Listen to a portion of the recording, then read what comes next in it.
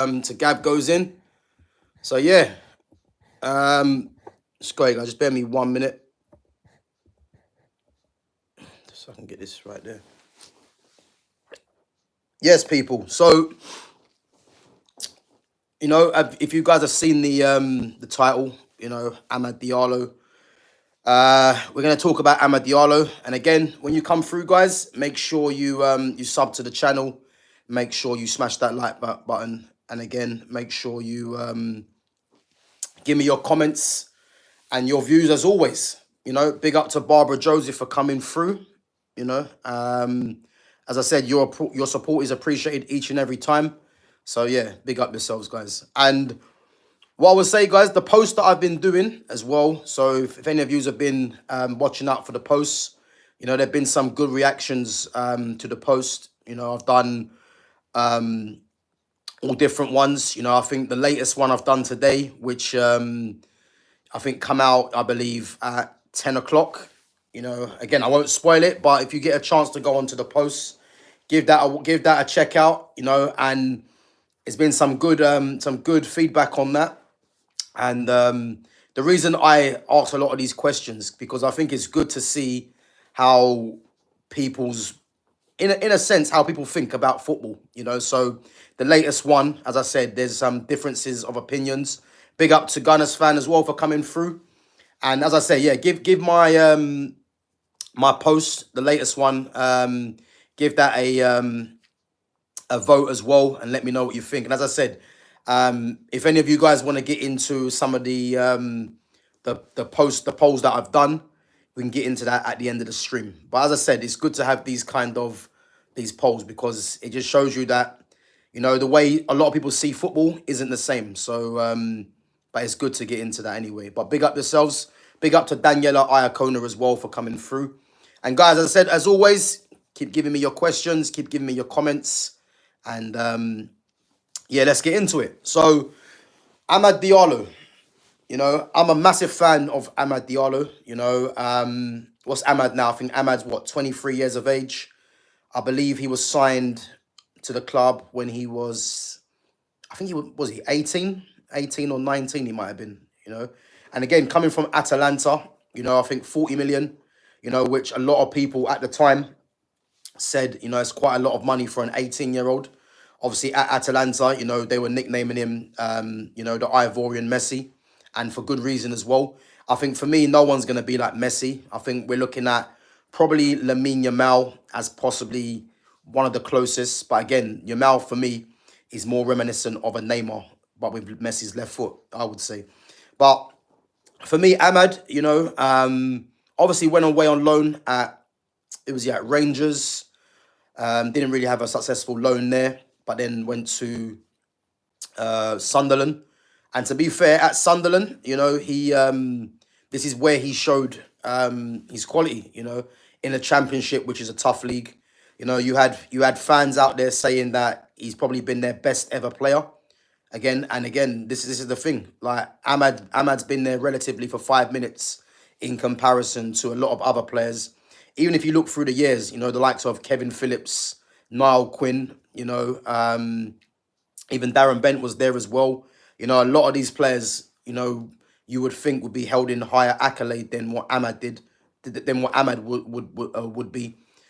But AMAD was rated, as I said, their best ever player from certain fans, which just showed how good this guy can be, And guys, as I said, make sure you give me your comments. I will get back to each and every one of your comments afterwards. If you agree with what I'm saying about AMAD, if you don't, it's all welcome as long as it's respectful. 22 of you in there at the moment. Make sure you smash the like button and sub to the channel if you haven't done so already. So for me with AMAD, this system, as I've said previously, I just believe that a player of his quality shouldn't be playing, as a wing back. But ultimately, this manager is hell-bent on this system. And you have to believe that AMAD's place is going to be as the wing back, And I think the fact that Mbuemo's come in, who's a very, very good signing, I think AMAD, I'm gonna say, can we be confident that AMAD starts every game? I'm not too sure, because You know, Diogo Dallo has been given a number 2 shirt now as well. Again, compatriot with with the manager Ruben Amorim, and you'd have to believe that, you know, Dallo's going to get his fair share of game time, which means it's going to directly impact AMAD Diallo. You know, so you could see AMAD on the bench a couple of times. You know, you could see AMAD, dare I say it, not even figure, because as I said, I think you've got Dallo and you've got Mbuemo that are contending with AMAD on that side. Big up to Spiz, big up to Mini Austin Whitey as well, and big up to Zaid. And as I said, I think not that AMAD shouldn't, because for me, I'd start AMAD week in, week out. You know, not in this system, because this system for me is killing him. Big up to Jude as well. This system for me is killing AMAD, because from what I see on the game against West Ham, you know, players of AMAD's quality need to be on the ball as much as possible. You know, I look at that Man United team, and he's one of the only players in that team, along with the likes of, you know, Joshua Zirkzee, Kobe Mainu, Matthias Cunha, even Mbuemo when he comes through the door. I look at those players of real quality that should be on the ball as much as possible. I think the problem that we're having with this team is that the manager, as you can see from the way he sets up, he prefers to play without the ball so the team can press the ball and win it high up the pitch. But again, that can't work for a full season, you know, and he needs to find a way of implementing how he gets his best players on the ball. And I think as well, when you've got a midfield of Kobe, who I actually thought played very well the other night against West Ham, Bruno Fernandes, Casemiro, and Ugarte, I think you need to have a midfield that can get their foot on top of the ball and get the number 10s, you know, or get your wing backs involved into the game. You know, I think Patrick Dorgu, for me, on that left-hand side, I think he'll be getting better and better. I do think Man United do need to get some sort of competition or cover for him. But what I would say is that on that right-hand side, I think where the manager sees AMAD, big up to Faizan Mushtaq, big up to Kalok, big up to your boy Truance as well. Big up, bro. Guys, if you get a chance as well, you know, big up to my boy, your boy Truance. Follow him on Twitch as well. You know, guy's got some good rap that he does on there, you know, so make sure you guys give him a follow if you guys like your music on Twitch. So at your boy Truance, and big up yourselves as well. So yeah, what I would say, guys, with AMAD, where this manager wants to play him, you know, I prefer seeing AMAD in the 10, but it's quite clear that with Mbuemo coming through the door now, AMAD is more suited to be playing on that as a right wing back, which as I said, he's now got to contend with Dallo. Because I think on that left-hand side, I think it'll be Patrick Dorgu first choice. And then you've got the likes of Diego Leon, you know, youngster coming through on that left-hand side. And then you've got Luke Shaw, who could play there as well. So, yeah, I just worry for AMAD. Not because AMAD's not good enough, but he's got the likes of Dallo to compete with, because this manager's gonna want to play Dallo. This is the problem, you know. And I think with Brian Mbuemo, I think that number 10 position as a right 10 is his to lose, really. You know, you don't spend 71 mil on a player that's gonna be a bit part player. So he's gonna be playing that 10 as long as he's fit, you know, and rightfully so as well. And then you got AMAD again, who's going to be battling with Dallo for that position, you know. And as I said, I think personally with AMAD, he's got too much quality to be on the periphery of games, you know. And this is the problem that I see. You know, I'd much prefer to see AMAD in a different system. You know, I keep saying 4-3-3 or a 4-2-3-1 is what I want to see AMAD in. Because AMAD can play as a 10, he can play on the right. And I think if United was to change the system, which is quite clear under this manager he's not going to do, I think you'd get AMAD into the game more. Because that West Ham game, what I'm seeing from AMAD, which is what I don't want to see, AMAD to me is a wing back, obviously, in this system, but he spends more of his time running and defending. You know, and as I said, a player of that quality should be on the ball as much times as possible. You know, and as I said, I think this system is killing him. It's absolutely killing him. So I just don't know what to make of it. You know, I think definitely if the manager, because again, guys, I don't see the manager being there for the long term. You know, I'm giving the manager 5 games, and if he doesn't navigate positive results in those 5 games, you know, I think he'll be on his way. And then the next manager coming in, you know, you would believe he's going to change back to a 4. And I think that would get the best out of an Ahmad. You know, I think you'll see Embuemo natural in that formation. I think you'll get the best out of Xerxes as well as a 9. Um, Kobe Minu will get the best out of. I think you'll get the best out of a lot of players. But as I said, personally, I don't want to see Ahmad playing as a wing back. You know, whenever I see United playing, I just know Ahmad's going to start there. And obviously, because Embuemo's there now as well, you know, you're going to see Ahmad start as a wing back. And again, players of his quality shouldn't be playing wing back and trying to get a position in his team in as where he's playing. You know, I think it isn't good. It isn't good. But guys, let me know what you think. Do you think Ahmad has a long-term future at the club? You know, I do believe he has got a long-term future. But in this system, you know, I hate seeing him playing as a wing back. I have to be honest. You know, or do you think that he's going to struggle to get game time with Diogo Dallo breathing down his neck, whether it's a good thing or not? Because as I said, I think yeah, the manager loves Dallo, and Dallo's going to find himself playing. You know, as we know in this system, or as we should know, for me, Diego Dallo's best position in this system is as a right-sided fullback. You know, in the system. You know, I think Dallow's more adept playing as a right-sided defender rather than a wing-back, because I think these wing-back system, you need attackers there. You know, Patrick Dorgo offers the balance as well, being left-footed. And Ahmad, you know, Ahmad has to play, but it means he plays as a wing-back on that side. You know, so yeah, let me know what you think. If you think Ahmad, you know, the only place he plays in his team as a wing-back, and let me know if you think that, you know, who will be first choice, him or Dallo? Because I think Dallow's going to figure somewhere in this team. But for me, he shouldn't be playing ahead of Ahmad. But the manager's going to find a place for him, you know. And I don't believe it's going to be at the back, at the back. I think he's going to play him as one of the wing backs. And again, don't be surprised if you see Dallo at sometimes as a left wing back, you know. But I think personally, the manager persists with trying to shoehorn Dallo into the team, try to shoehorn Bruno into the team as well. I think that's going to be his downfall, you know, because this team, as I said, there's players for me that have to play, the likes of Matthias de Ligt, Lenny Yoro. What's going to happen to Mazraoui? Because Mazraoui, for me, has to play as well. But the problem is, when you're playing this system, you need, for me, balance. You know, Aiden Heaven, I think, has got a massive future. And Aiden Heaven's left-footed as well. So the balance that he brings to that defence is crucial for me. You know, I think in terms of being in the wide areas as a defender as well, you need to have physicality, you need to have the pace, and Aiden Heaven has that. The experience, obviously, as we know, he hasn't really got that at the moment, but that will come.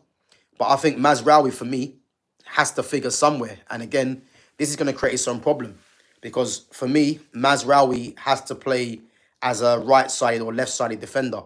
But if you play him as a left-sided defender, you're losing Aiden Heaven's left foot on that side of the pitch, because obviously Mazraoui is right-footed. Lenny Yoro, for me, has to play. Or does it mean that Mazraoui might play and Yoro might be on the bench at sometimes? If you play him as a wing-back, you don't get the best out of Mazraoui there, you know. So, yeah, Man United have got a lot of issues to sort out, you know. Because, as I said, I can see certain players that this manager's trying to shoehorn into the team, which means you're gonna look at leaving at the likes of Ahmad, Mazraoui, or Aiden Heaven.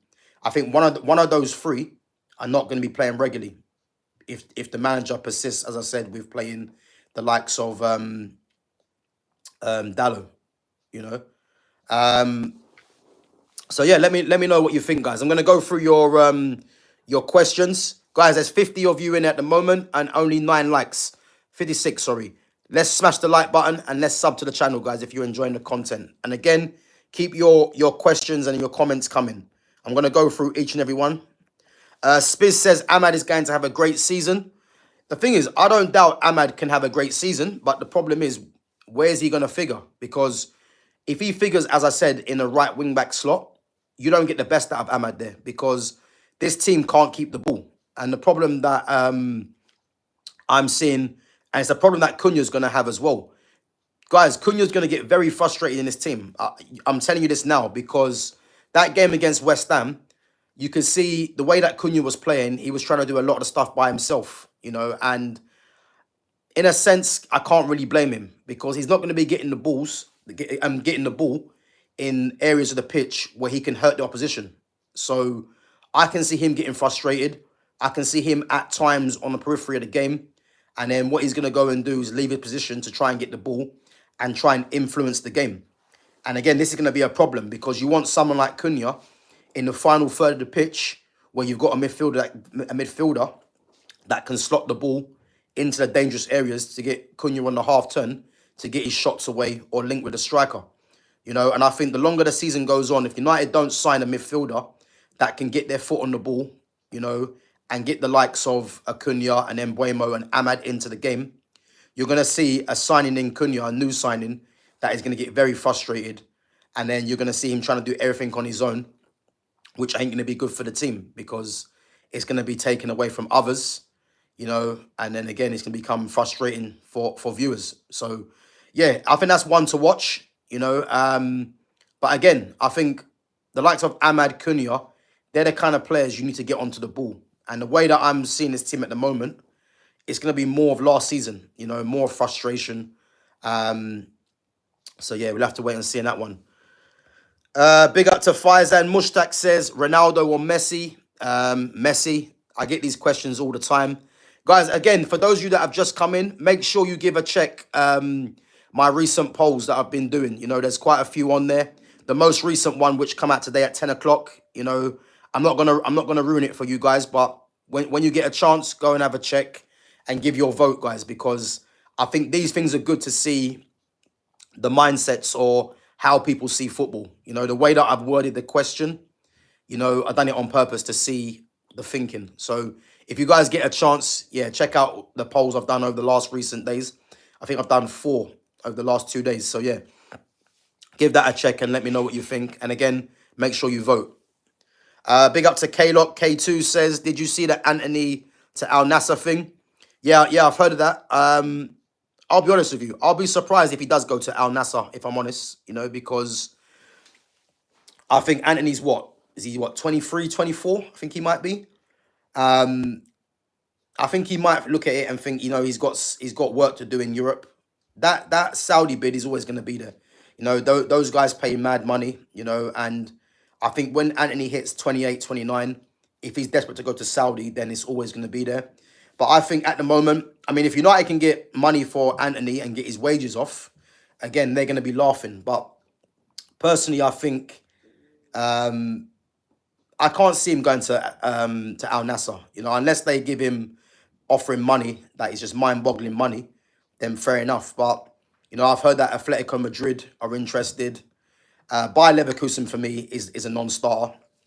But I do think, I wouldn't mind seeing Anthony being given another chance. But I think with Mbeumo there and the fact that, we've been talking about AMAD possibly not getting as much game time as he should, there's no space for Anthony really. So I think it's best for all parties for him to part way.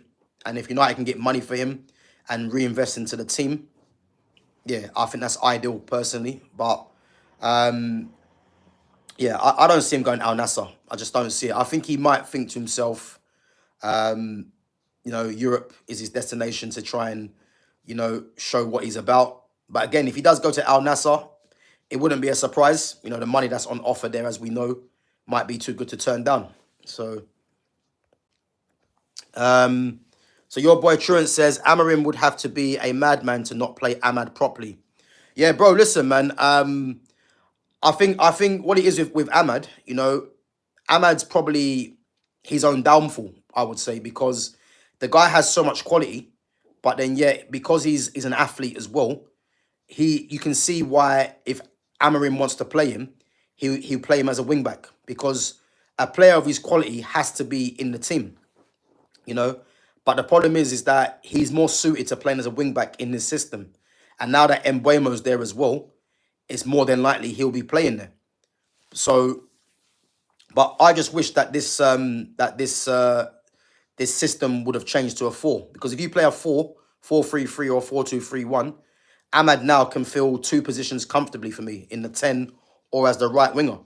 And all of a sudden, you know, I think this team looks different, because I just worry in this system, Ahmad's not going to be getting the ball as much as often, you know. And in Ruben Amorim's three at the back system, as we know, the wing backs that he's had previously, the likes of Quenda and can't remember the guy that was on the left hand side, you know, the wing backs are key in Amorim's system. The problem is you haven't got midfielders in there that can consistently keep providing the ball to those players.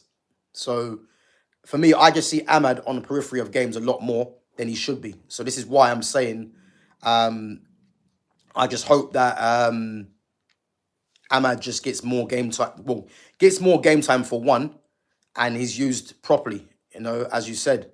But I just don't believe it's going to be in this system, you know. So we're going to have to deal with this system for the time being.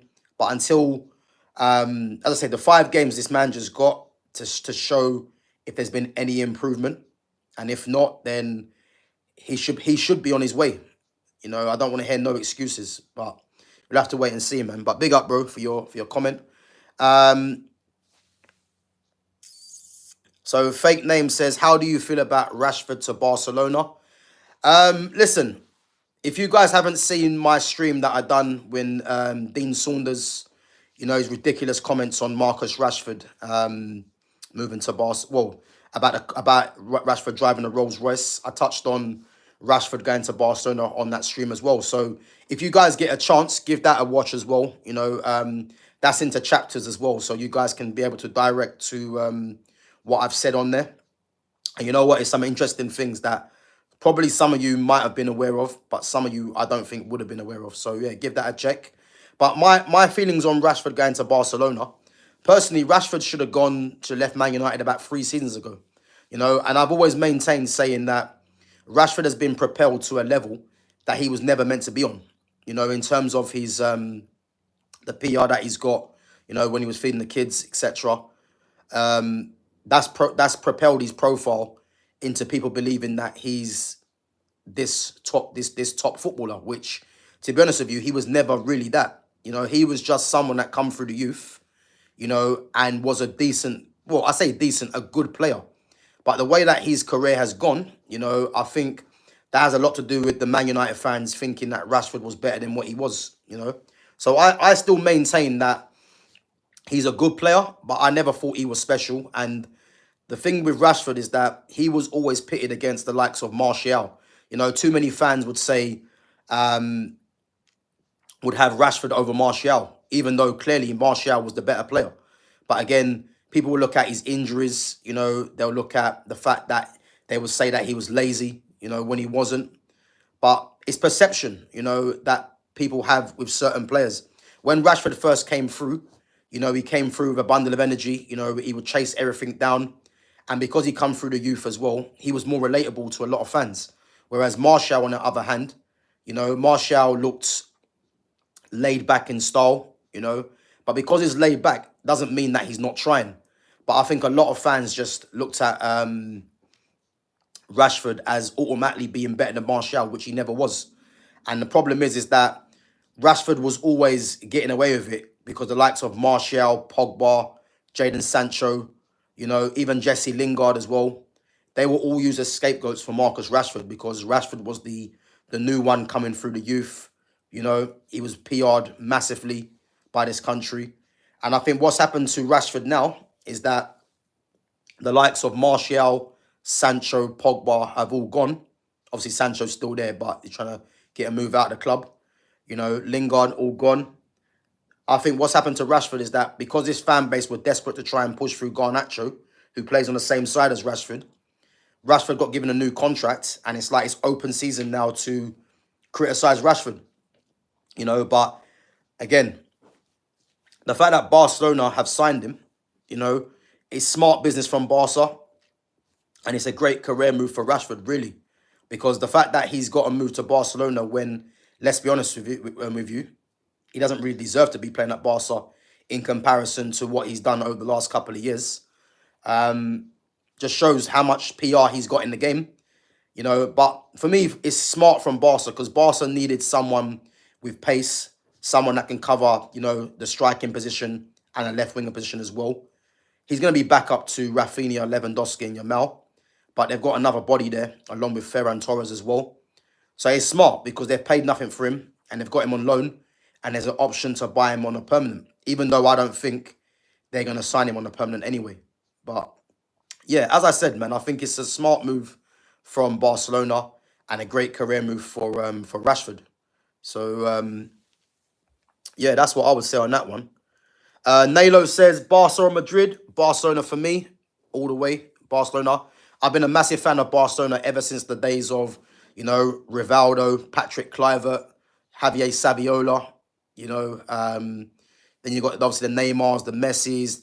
You know, Alexis Sanchez when he was there. David Villa, one of my favorite ever players. You know, Andres Iniesta, Busquets, Xavi. You know, the list just goes on, man. They've had some top players at that club, man. Obviously, now you got Yamal, Pedri, you know. So, yeah, Barca for me, man. I used to be a Madrid back in the day with R9, you know. One of my favourite ever players, you know, in my top three. But, yeah, for me, it's Barca. Definitely. Big up Omar Word says, for me, they need a good young prospect like Mike. I've never heard that player. Never heard that player. Gunners fan says Man United should get one of Tapsoba or Hincapié from Bayer Leverkusen.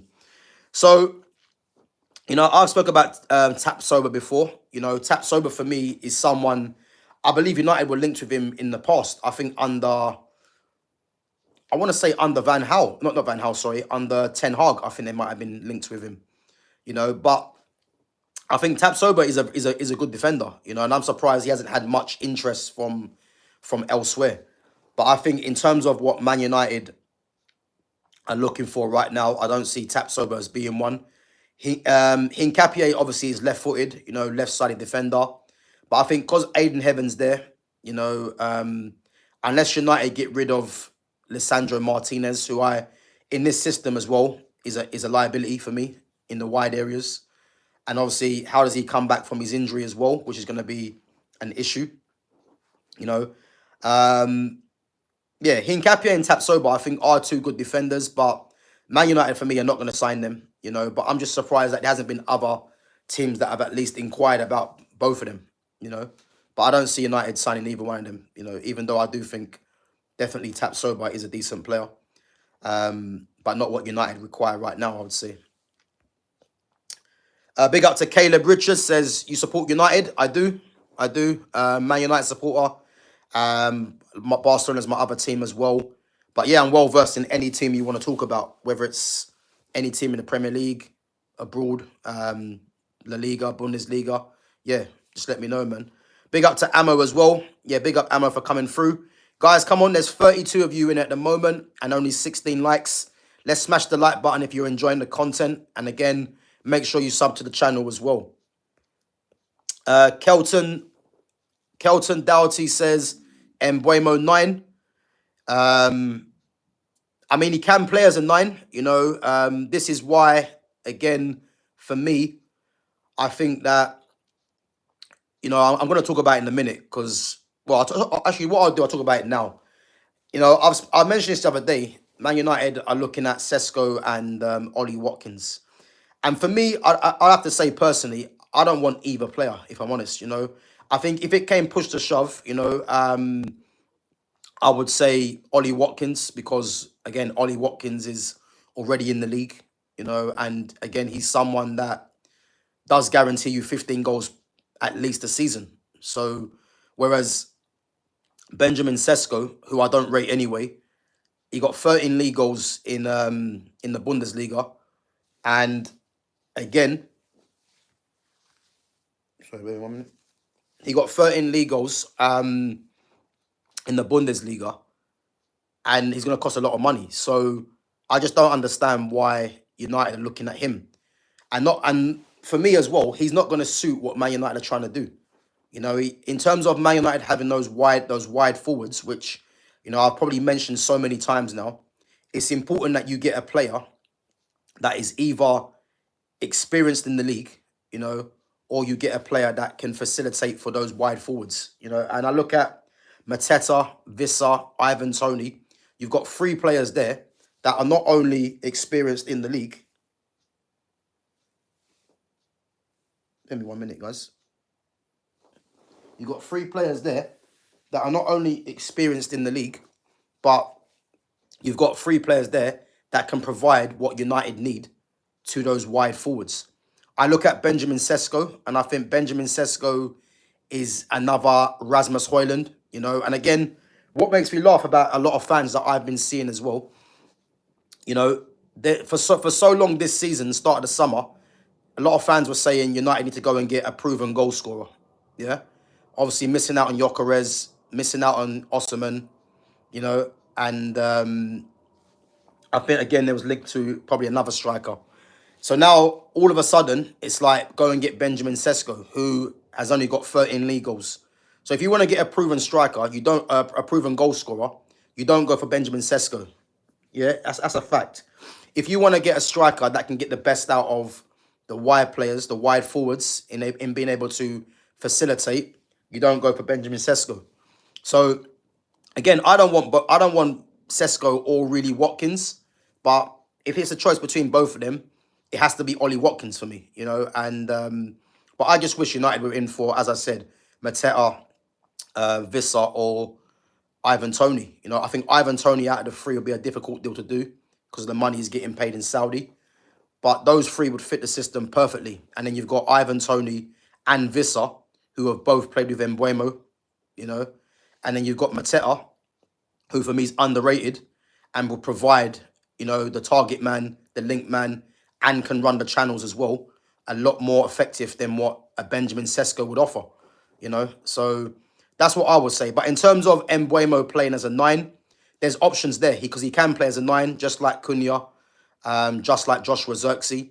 But this system right now is making people think that Joshua Zirkzee can't play as a 9, which is a massive problem because Joshua Zirkzee is a 9. He might not be the type of 9 that a lot of fans like to see, but he's a 9. He's a 9 with a high technical floor, high technical ability he has. And this system's killing him for me. If United change to as I said, to a 4-3-3 or 4-2-3-1, and you just play Zirkzee as the 9, you'll see how effective he can be for the likes of Cunha and Mbeumo and an AMAD. So, yeah, that's one to watch. Big up to Lumi Rain. Big up each and every time, Lumi, for coming through. K-Lock says, what's your prediction on the 2026 World Cup and who will win and who will have the best performance? Great question, K-Lock, man. What I would say for the predictions for 2026, I think we have to say the front runners. For me, I'm going to say Spain will be up there. France will be up there. If we're looking at South Americans, I think South Americans always usually get deep into the competition. I think, obviously, Messi's last World Cup, Argentina.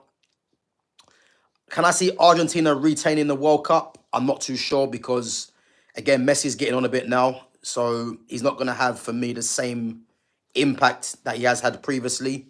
They have got players coming through, but are they going to be ready? I think Brazil, Argentina.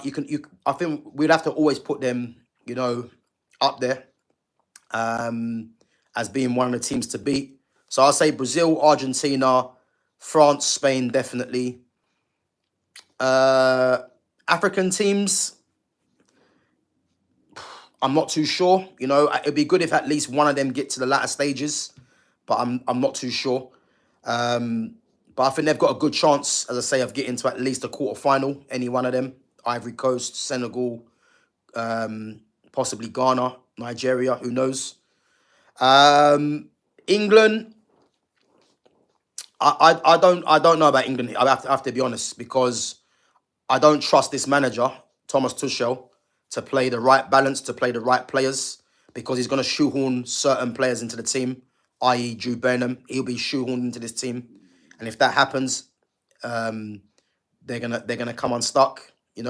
I think as a collective, they've got a lot of talent there as a collective, but this man just not gonna play the right players for me. So I'm not too sure about England. I think Germany again. They got Florian Wirtz, but Jamal Musiala is out for a long time now, and he's gonna be a massive miss to that national team. So I think based on that, they've got one world class player in Wirtz, and then they're gonna be missing another one. So I doubt Germany would do much there. Um, who else is there? Portugal. I'm not sure about Portugal. Obviously they won the Nations League, but again, it's going to be a thing about balance. Are they going to persist with playing Ronaldo still? Because again, he's going to be a detriment to that Portuguese team going forward if he keeps on playing.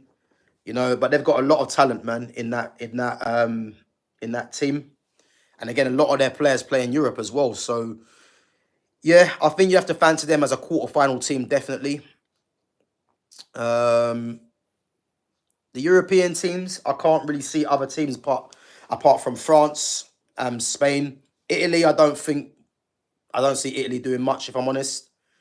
Um, yeah, so I'm gonna say France, Spain, Brazil, Argentina. Again, Brazil, not the Brazil from before, but I'm gonna say those teams as being the teams that you would expect to be the front runners. For me, yeah, I would say that. Fake name says who is winning La Liga this season. For me, I'm gonna go Barcelona again. And there's reasons for that because I just don't know if Real Madrid get their balance right. I've spoken this before. Vinicius Junior, Mbappe, that balance is not correct.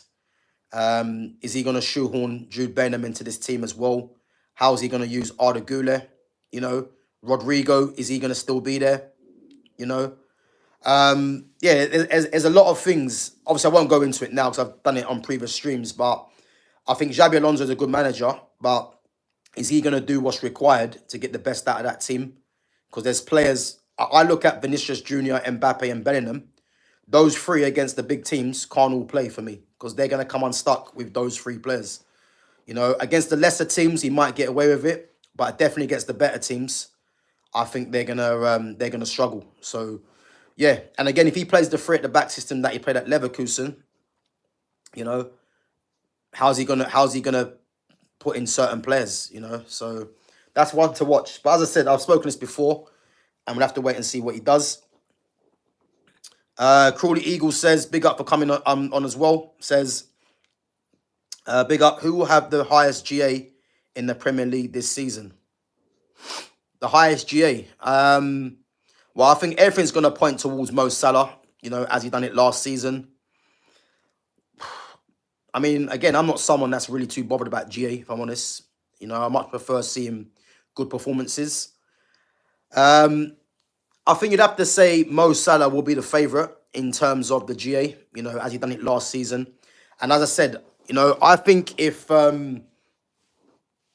Liverpool, if Liverpool change their system, which again hasn't really been spoken about, if they play a three at the back, again, if you guys checked out my stream with Jonas on Monday, we done our on the lineup builder, we done our formation. So my formation, I've done a 4-2-3-1 and a 3-4-3. I think if he plays a 3-4-3 and he plays Mo Salah in the as a right-sided attacker, where you've got Jeremy Frimpong, that can be Salah's legs on the outside, I think you might see Salah get more goals because he's going to be closer to the goal and he can utilize his strengths, in on the inside a lot more.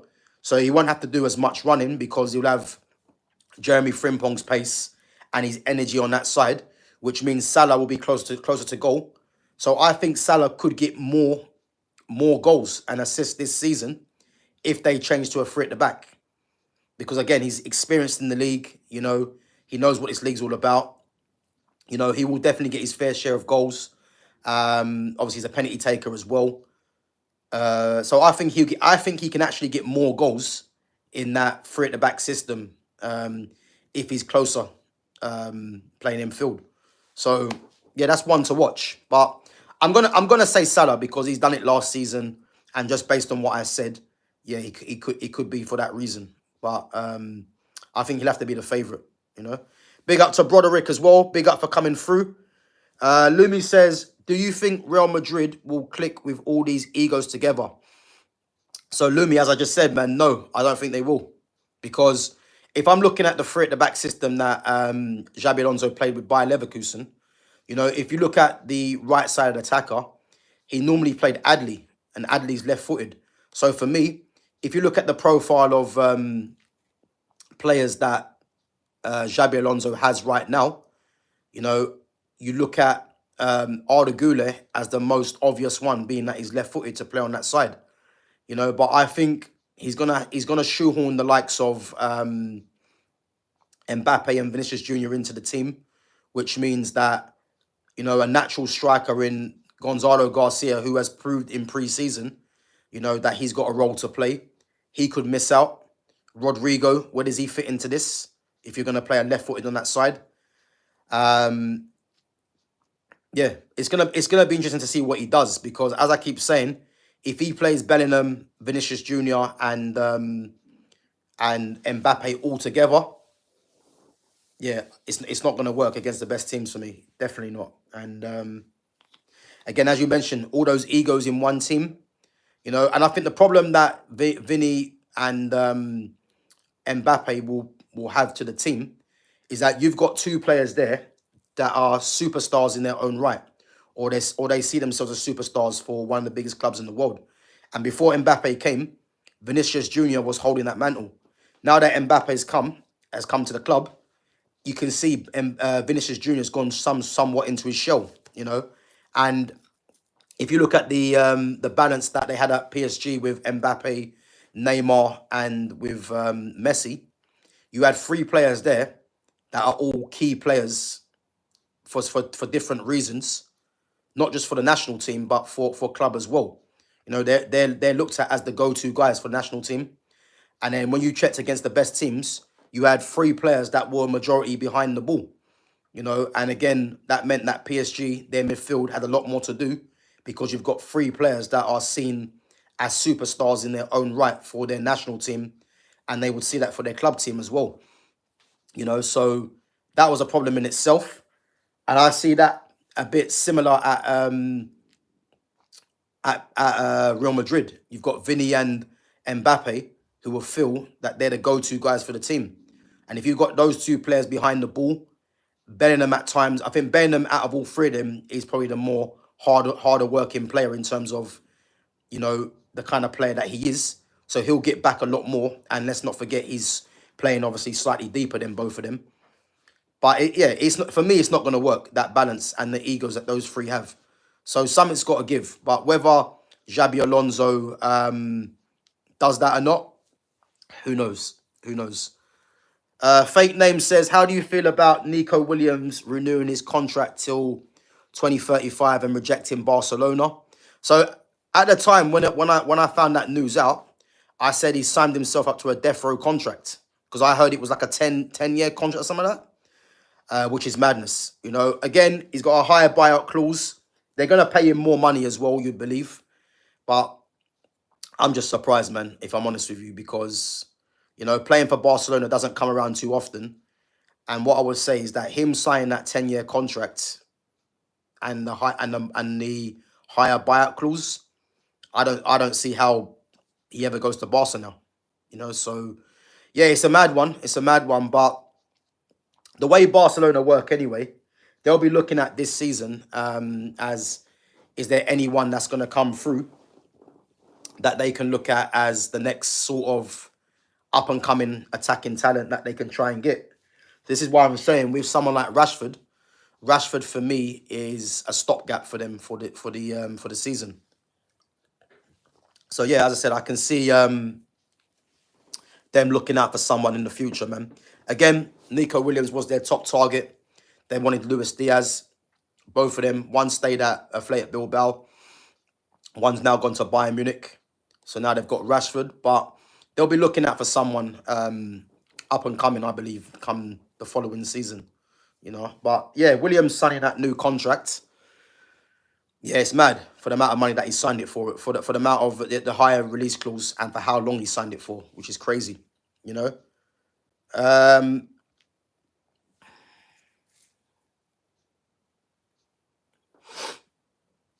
yeah, big up Gunners fan, man. Big up.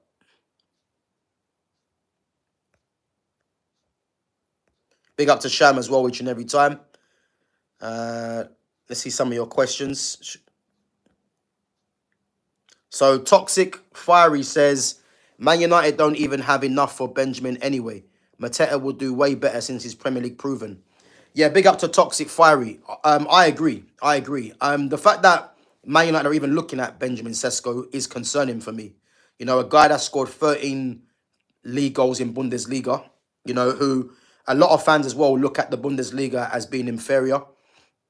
And if you've got a guy that's scoring 13 goals in that league, and you want to bring him to a United team where a lot of fans have said they need to go and get someone that guarantees goals, why are they going for Benjamin Sesko? And then not to mention the amount of money he's going to cost. And again, I look at this as another Rasmus Højlund. You know, a lot of fans would be making the same mistake if they think that Benjamin Sesko is the answer, because you've got Rasmus Højlund, who has been an abject failure, let's be honest. 72 million for Rasmus Højlund, and his return has been 4 league goals, which is a disgrace, let's be honest. So I can see them making the same mistake if they go for a Benjamin Sesko. So I'm just hoping that, you know, and I believe as well that this Benjamin Sesko noise is just driven through his agent to try and get Newcastle to come up with the money. You know, even Newcastle going for Sesko, if they're going to lose Isak, is odd for me, you know. I think they need to go and get someone that is more proven and probably someone that is more used to the league. You know, they've been linked to Johan Visser. So, yeah, whether they get that over the line, which I think is likely, you know, that's better business than going for a Benjamin Sesko. But yeah, Mateta for me, it is the ideal player for United to go for. But again, United haven't shown any moves to try and get him. It seems like at the moment it's all on Sesko or Watkins, which I have to be honest, I'm not too happy with. Even though I said I'd take Watkins if it meant either one of them two, you know. But we'll have to wait and see, man.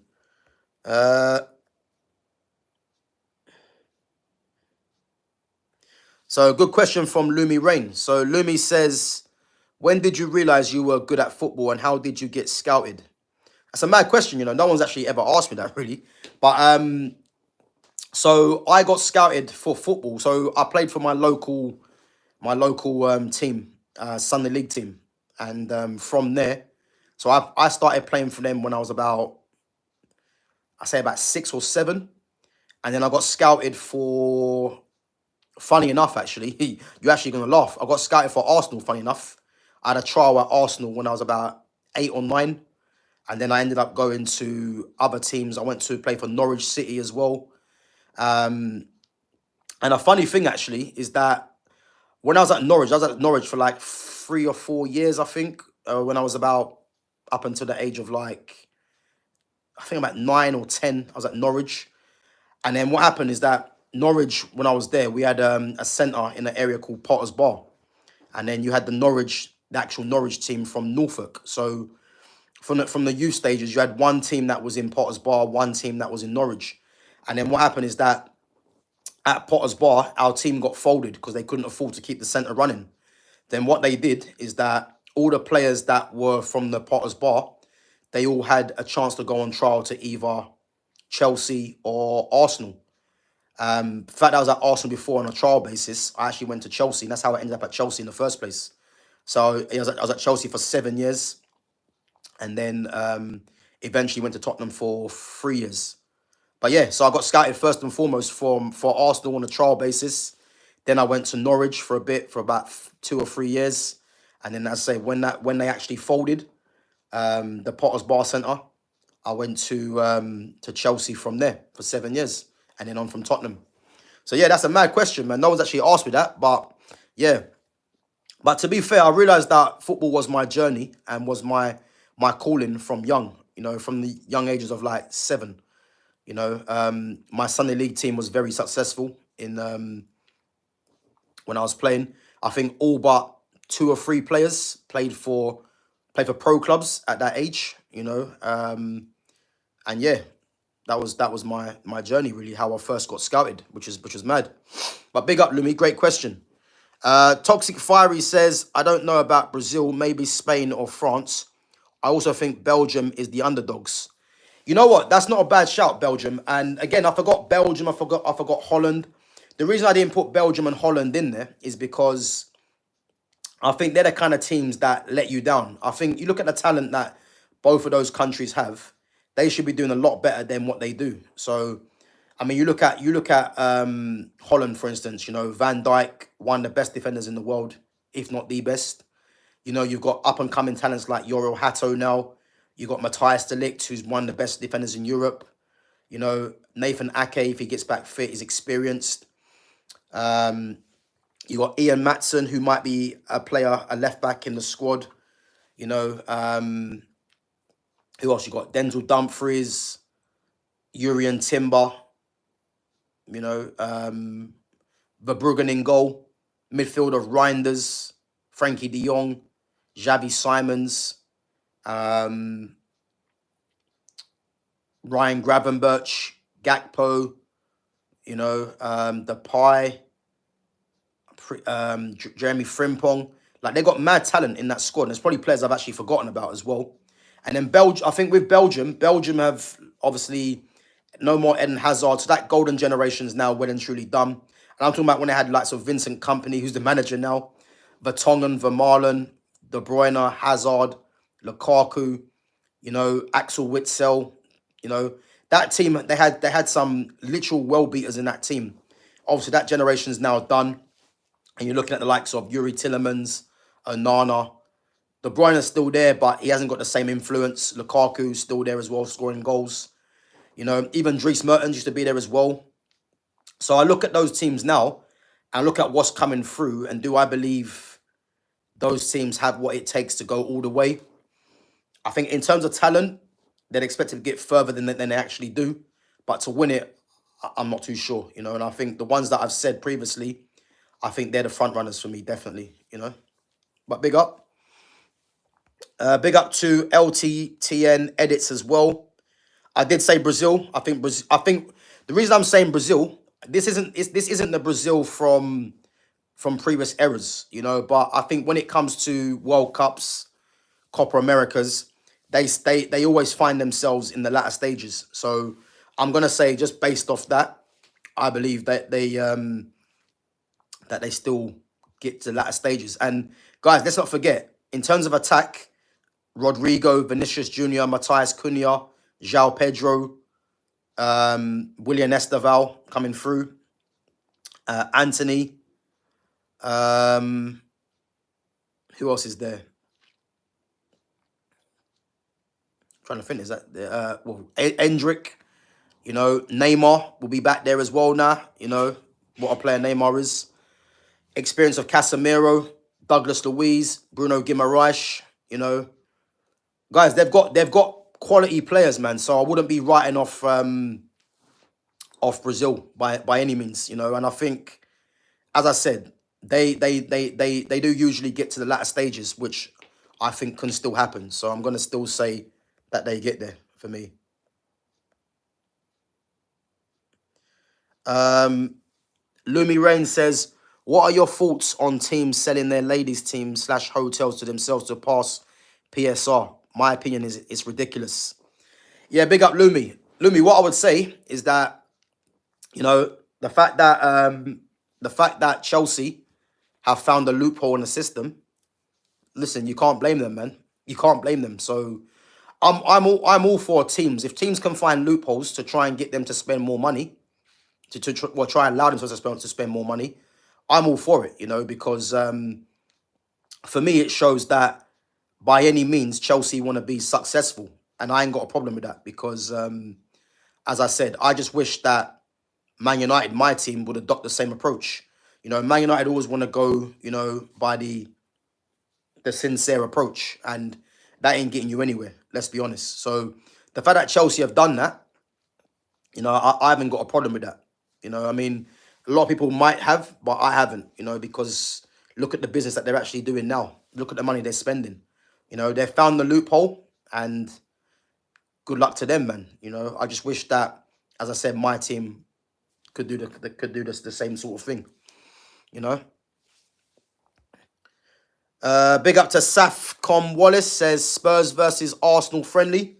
Guys, what time is that on? What time is that on? The Spurs and Arsenal game. If anyone knows, make sure you put that in the chat. Fake name says Rodrigo is leaving Real Madrid. I'm a Barca fan, but he was underrated and an amazing player. They made a big mistake selling or trading him. Whatever mad mistake, he didn't play enough. But Rodrigo hasn't been confirmed to leave Real Madrid yet. That's not been confirmed. So again, let's not put in fake comments. Real Madrid haven't come out and said that he's definitely leaving. And again, for me, as I keep saying, Rodrigo out of him, Mbappe and Vinicius Jr. is the most talented player out of all three of them. But in terms of the profile, he's got a bit. Those two players have a bigger profile than Rodrigo. So as long as those two are there and he's there, he's never going to be getting the respect that he deserves. So just based on that, for me, he has to go. But that hasn't been confirmed yet. So as I said, let's not put fake quotes in there. If you've got quotes by anyone that is legit, then by all means chuck that into the chat. But that hasn't been guaranteed. That hasn't been confirmed that he's leaving Real Madrid. For me, I think he should, but until it comes out that he wants to go or the club said, look, they're willing to part ways with him, then that's a conversation to revisit. But yeah, for me, top player, man. I would love him at Man United. That's never going to happen. But for me, I can see him joining Man City. I think, and again, the Bayern Munich, because people were saying that Rodrigo can go to Bayern Munich. That's well and truly shut now, that door, after they've signed Luis Diaz. So if Rodrigo was to leave, the ideal destination for me is Man City, Chelsea. I mean, people are going to say Liverpool because Diaz is gone now. But I don't see them get... They obviously want Isak. And I don't see them getting Isak and Rodrigo. So I think if he was to leave Real Madrid, imagine if he done a Luis Figo and went to Barcelona from Real Madrid. Again, Barca can't afford him, but that would be something to look at. Imagine having a front three of Yamal, Rodrigo, and Lewandowski. Mad. But again, that's not going to happen because they can't afford him. But if he does go, I can see it being City, Chelsea, or maybe even PSG. That's one to look at. I know PSG. They've got Dembele, Kvaratskhelia, Doué and Barcola. But if they was to get a Rodrigo in, and let's say they get rid of a Gonzalo Ramos or a Barcola, Rodrigo can play anywhere across that front line. Even as a 9, he can play as a false 9. You never know. They could look at something like that. So yeah, that'd be something to watch, definitely. Toxic Fiery says, big up Spurs, even though Spurs is going to lose. Well, who knows? Who knows, man? Again, pre-season friendly. Anything can happen. Yeah, big up to Safcom, man. Guys, again, make sure big up to yourselves as well for your votes on the poll. So if you guys get a chance, as I said, make sure you check the polls that I've been doing recently. There's quite a few on there. I think I've done. So I've done who's the best. Actually, you know what? I'm not going to spoil it. You guys have a check. The one I've done today, is interesting because, as I said, I expected a few differences of opinions, but the way that I worded it in a way to see people's opinions. So yeah, give that a check when you get a chance on the posts. and let me know in the comments as well why you've picked a certain player. Because again, it's good to have these things to see differences of opinion, which is what I like. Toxic Fiery says, that's kind of stupid since the Chelsea's women's team is the best in the country other than Arsenal. Also, Chelsea needs to check for FFP. Okay.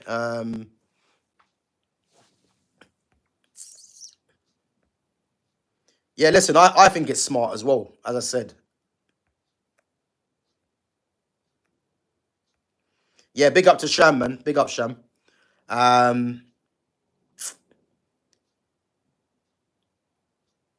So Toxic Fiery says, I used to play for Stevenage under 18s, but got released during COVID. Yeah, mad, man. So what, Toxic Fiery? What, are you still looking for a team now? You know, let me know, man. What you doing? Are you still trialing out somewhere else? Big up, man.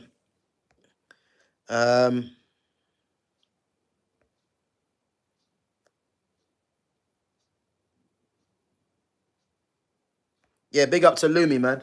Listen, like you know what it is. I don't confess to say that my opinion or what I say is better than anyone's because I've played the game. But when it comes to football, I just know football, man. And again, I always can back up what I'm saying, So again, I've played, I've watched, I've coached, you know what I mean? So a lot of these pundits on Sky, don't be fooled. These guys are scripted, a lot of them, So a lot of them don't actually say their real opinion. Whereas this channel, you'll always get real opinion, whether people like it or not, whether you agree. But as I said, I never come on there and say that you have to agree with my opinion. Football's about differences of opinion, and debating it out, whether we agree or not, So, but as I said, a lot of my knowledge, comes from, as I said, I've experienced football for the majority of my life. So football's just one thing that I just know, and yeah, it's one of them things. But big up anyway, Lumi.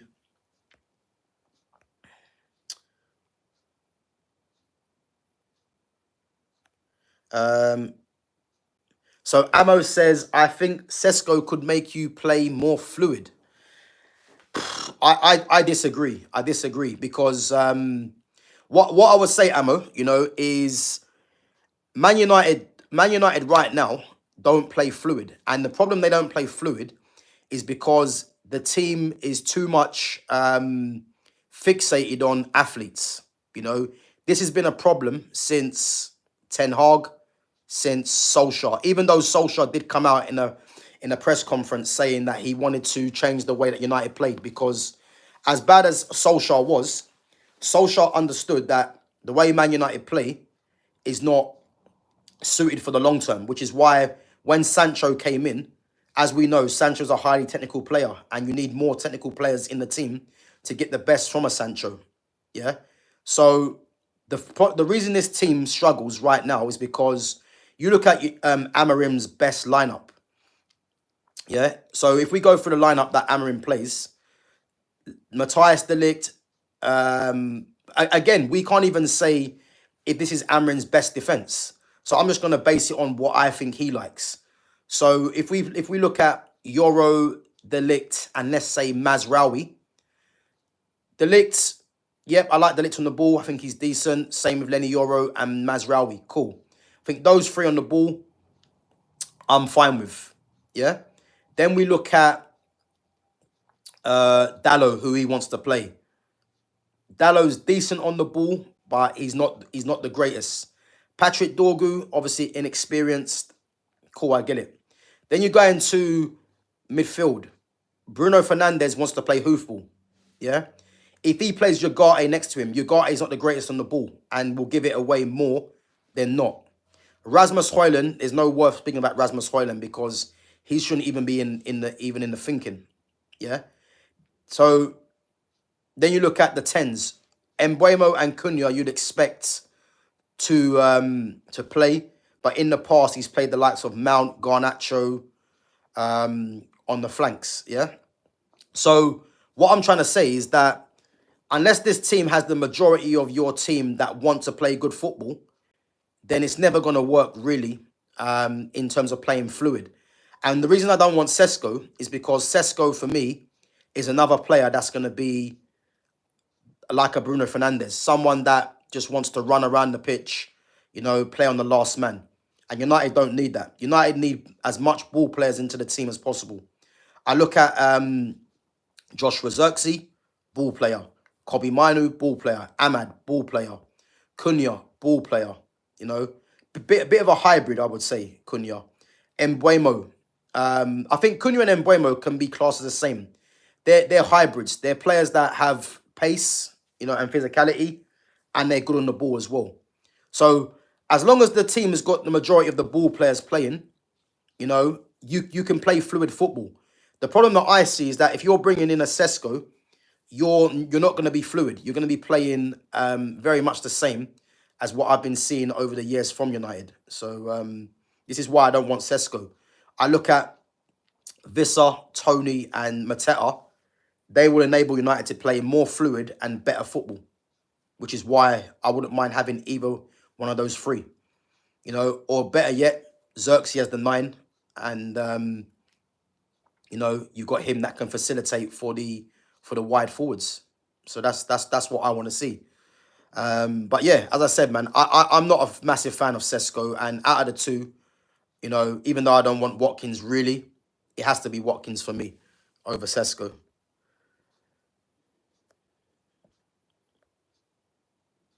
Yeah, big up Safcon Wallace, man.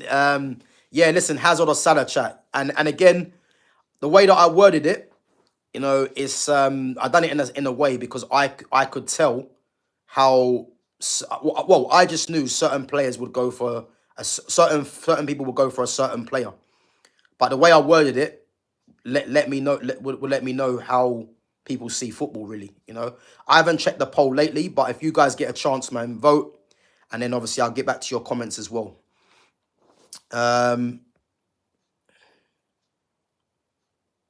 Yeah, big up to Fake Name, man. Appreciate it. As I said, man, I'm live more or less every day. I should be back live a bit later today as well at 7:30. So if any news breaks, guys, I'll be back later today at 7:30. So yeah, keep an eye on that one as well.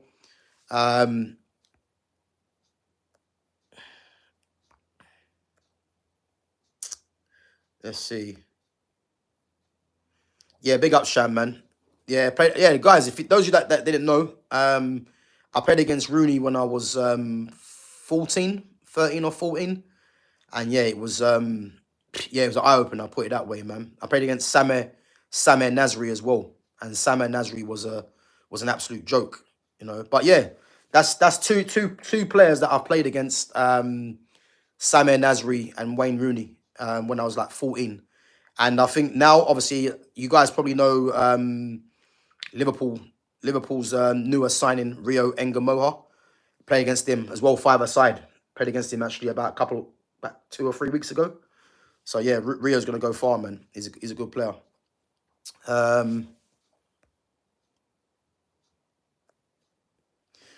So Amo said, I started playing it quite recently and went and ruptured my Achilles on Monday.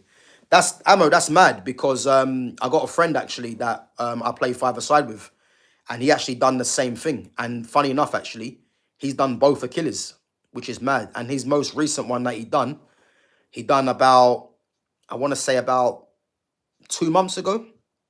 And he actually come down Monday, just gone actually.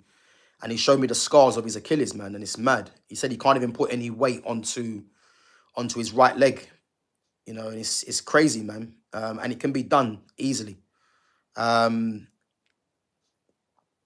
it's mad. Yeah, so injuries, man, they're not nothing to be taken for granted, man. I think the worst injury that I've had in football is probably a dislocated shoulder. That shoulder there got dislocated when I was playing. I got fouled, and as I landed like that. That was painful. I had to have keyhole surgery on that. I had a groin injury and an ankle injury at the same time, and that happened when I was at Chelsea. And that kept me on and off the pitch, man. It was annoying. I think for about a year, I had groin and ankle injuries at the same time, and it was that bad that I used to always have a stiff ankle, and because we was training on AstroTurf, probably wasn't the best for my ankle, but yeah, I had mad injuries when I was slightly younger. I think now not as bad. As I'm getting older, I think you tend to get more niggling injuries, but you know, I can safely say that I don't really get too many injuries right now. But yeah, the worst ones was my ankle and groin, and then yeah, my shoulder, dislocated shoulder. So yeah, but apart from that, man, what I mean, touch wood. Obviously, I don't really get any other injuries as you get older. You know.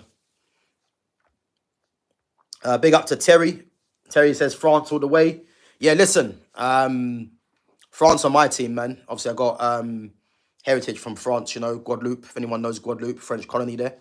I got family out in Guadeloupe, and yeah, whenever it comes to the World Cup, to the Euros, France are always my favorite team.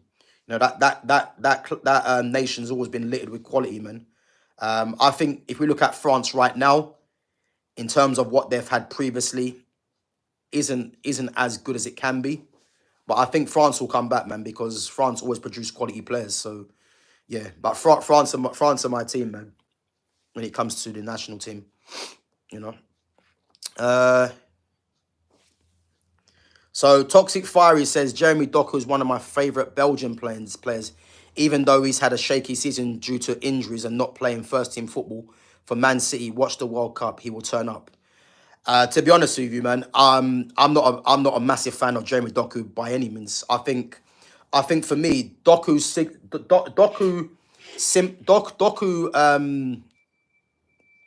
he simplifies what football's become in terms of the wide players. Just a lot of pace, but doesn't really have any end product. And again, Man City need to upgrade on Jeremy Doku definitely, because he, as I said, he signals what football's become. Too many wingers out there, head down and just run into no man's land. And Doku does that a lot. I think Doku's strengths are when he isolates a player one-on-one, because he's got the strength and pace, he can cause problems. But Doku's not a Man City player for what Pep usually signs. And I think for Man City to go really to another level, that's one position in that team they have to improve. Because, like, if you look at Jack Grealish and Jeremy Doku, Jack Grealish I'd play every day of the week, because Jack Grealish is a by far better player than Jeremy Doku. The problem is that Jack Grealish, for me, has to leave Man City, because it's quite clear that him and Pep don't really see eye to eye. And Grealish is a player that, to get the best of him, he needs to be given a free role, which Pep ain't going to give to him. So that left wing position, Marmoush obviously can play there as well. And then you've got Doku. So that left wing position needs improving, which is why I'm saying if they get a Rodrigo, then that Rodrigo takes him onto another level. But yeah, Jeremy Doku isn't the answer. I think if you've got Doku as a bench option, with his pace and strength when legs are tiring, it's a lot better. But for me, I don't rate Doku not one bit, man. As I said, he simplifies what a lot of wingers are. The likes of Madueke, Doku, Martinelli, Bino Gittins. There's probably a few more. Rashford, you can put into that bracket as well. Anthony Gordon. These guys are just very direct, with not a lot of quality, and this is the problem. So, yeah, big up for your comment, man. But, yeah, not for me, Jeremy Doku, man. Guys, come on. There's 29 of you in there, 24 likes.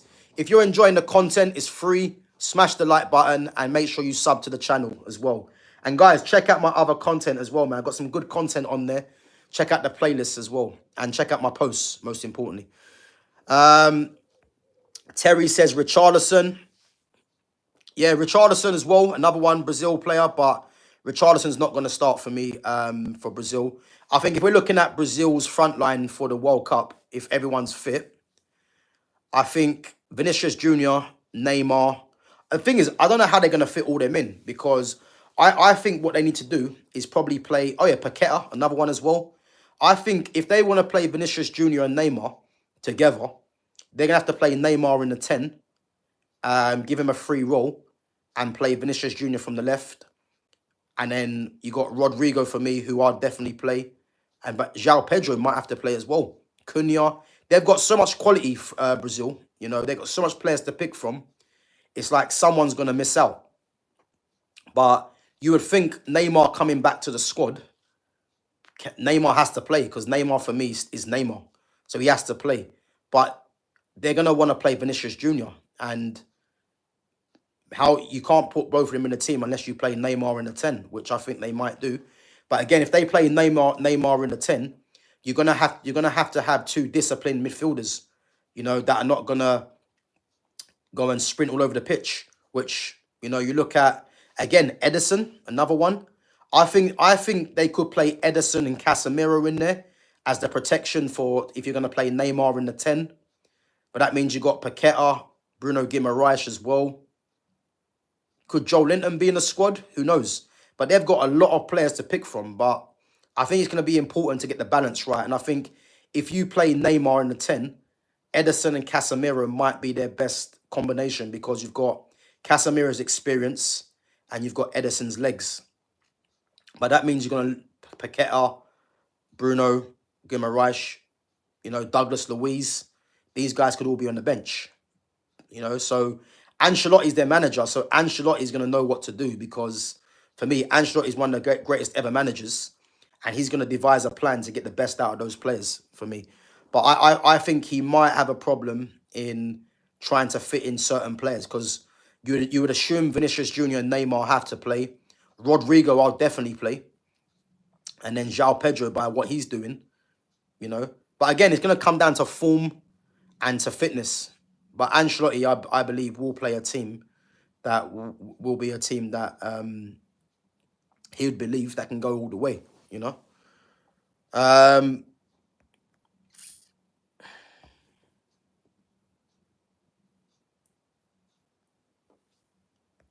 So Lumi says, what are your 3 best attributes on the pitch? Also, how are you at pens and free kicks? Do you know what? I'm a very good penalty taker. You know, very good penalty taker. I'm guessing that is a question for me, Lumi. If it's not, I still answer anyway.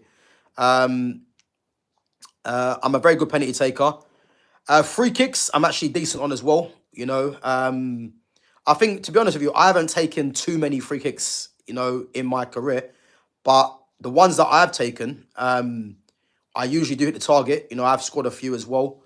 But penalties, I'm very good at. I think with penalties, it's about composure. It's about temperament as well.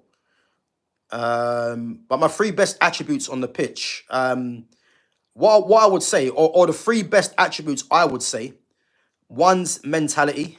You know, you have to believe, you have to go out onto that pitch believing, you know, and you have to believe you're the best player on the pitch. You have to take that onto the pitch, because naturally what that does as well, you know, it makes you more composed on the ball. You know, because I think too many players, especially in this era of football, you know, decision making, whether it's they're rushed on the ball. If you go out there thinking you're the best player on the pitch, you know, that brings a certain amount of composure. You know, so I'd say composure and mentality definitely are 2 of the main things that I look at.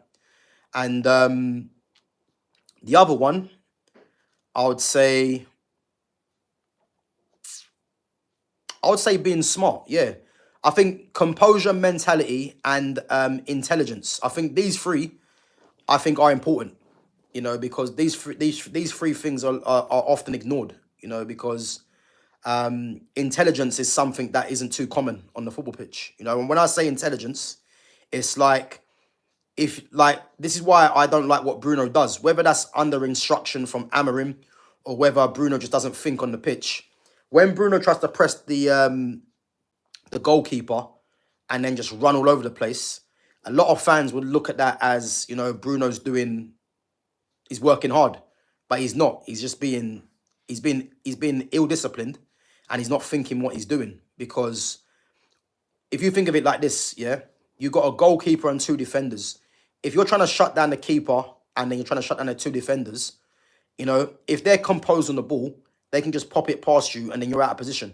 You know, again, if you got your team behind you, you know, and they're all doing the same thing, again, you know, unless you're in sync, you know, you're gonna get the ball pop past you. But I think what Bruno does a lot of the time, he goes there by himself, tries to press down the goalkeeper and the defenders, and all they got to do is play it around him, and he's out of position. You know, so intelligence would be picking and choosing when to run and how to run, which is important. You know, do you curve your run to make it to make the goalkeeper or defender play it in a certain way, or do you just run straight and let them just play it around you? You know, a lot of these things, you know, go unnoticed, but intelligence for me, mentality, and composure are three of the most important things on a pitch for me, you know? So that's what I would say, definitely. Big up to Lewis Jackson as well for coming through. Guys, come on, 26 likes. Let's at least try and hit 30 likes. Some good comments coming through. There's 30 of you on there watching at the moment. Big up yourselves each and every time. And again, make sure you sub to the channel if you haven't done so already.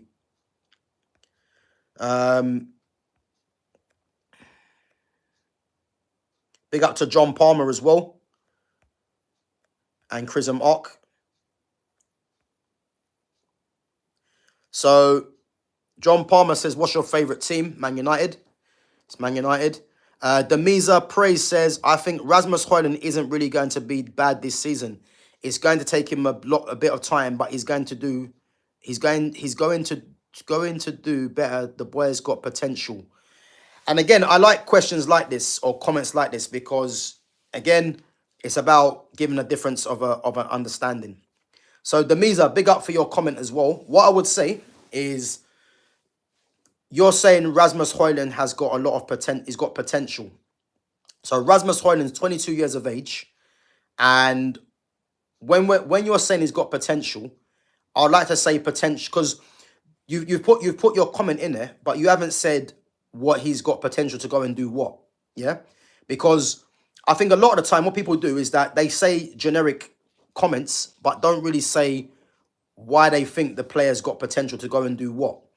So for me, Rasmus Højlund, the reason why I believe Rasmus Højlund isn't going to do anything at Man United, isn't going to do anything in his career of any notice, is because first and foremost, yeah, if we put in his price tag and his the amount of goals that he has scored to the side, you know, 72 million, 4 league goals to show for it. I think the most important thing to look at for Rasmus Højlund, you know, I just mentioned about composure, which Rasmus Højlund has none of, and intelligence as well. So what I look at Rasmus Højlund, as a striker, I like left-footed strikers, don't get me wrong, yeah? I think left-footed strikers are a rarity, and they just provide something a bit different. The problem that I see with Rasmus Højlund is that not only does Rasmus Højlund not have a good first touch, he's not intelligent, because too many times Rasmus Højlund wants to play up against the centre-back, you know? As a striker, you shouldn't want to be doing that, playing up against the centre-back. Because if you're away from the defender, you're using your movement, you know, you can try and buy half a yard of space. That's better for yourself because it allows you to get onto the ball, to link with your midfield, you know. But too many times, he wants to play up against the defender, trying to be that target man. And 9 times out of 10, he loses the ball because he's trying to play that role. So for me, that's intelligence that he lacks. The composure is a massive thing that he lacks as well, because if you look at the game against West Ham, he had 2 chances. So I know everyone remembers the bit where he outpaced Max Kilman, and I can see people in my chat previously, they were saying that Rasmus played well, which he didn't, you know, because I watched the whole game. The one where he outpaced Max Kilman. Let's remember, Max Kilman's slow, yeah? And Rasmus has got pace, but Max Kilman's slow. If that was Todibo, who is athletically good as well, he's quick and he's strong, Rasmus doesn't get onto that ball. I can promise you this now. And not to mention that Todibo's got long strides as well. So Rasmus done well to beat Max Kilman, which wasn't hard because, as I say, he hasn't got pace. So the hard bit he does, the easy bit, is getting the ball on target, which he misses, you know. But that comes down to do with composure, because you get into that position You know, you show composure. You could either hit it across goal, you know, which to make keeper get to make the keeper have a save to make, you know, or you could have laid in someone. But what he does is that he gets there, rushes what he does, misses the target. Yeah, that's the first thing. The second one he done when he was in the box against West Ham, you know, he gets the ball, rush of blood, hits it over the bar. You know, so composure for me is a massive thing in football, and he lacks that composure. He lacks the intelligence. Also, I don't believe he's got a good temperament either, because there's too many times where things are not going his way. You know, he starts complaining. You know, he starts being on the periphery of the game as well. So, mentality, temperament, composure, intelligence. He lacks all those things. Not to mention, I just don't genuinely believe he's a good striker. I think he's the worst striker in the league because he can't link the play. He can't hold the ball up, you know. And those two things being a striker are massive. I don't think he's really technical either, you know. He's someone that plays off the cuff, you know. And I think if you're going to be a Man United striker for the future, you need to be a lot better than that, you know. So to say that he's got potential, I would like to know what you think he's got potential to go and do what. Because to score 4 league goals last season is a disgrace. And he played the majority of the games as well. So he hasn't got potential for me to go and score goals.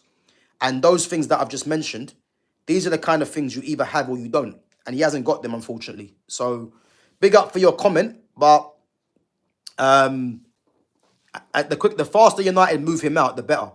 Because if United go into a new season with him as the striker, Amarim will get sacked quicker than he knows. And United not doing anything of note because he just isn't good enough, you know.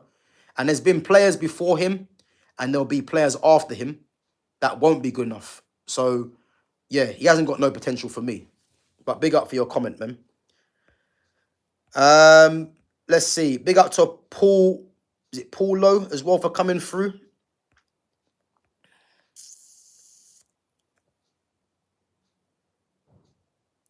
So, Nicola Angelo Dolce says, worry about AMAD. No, why?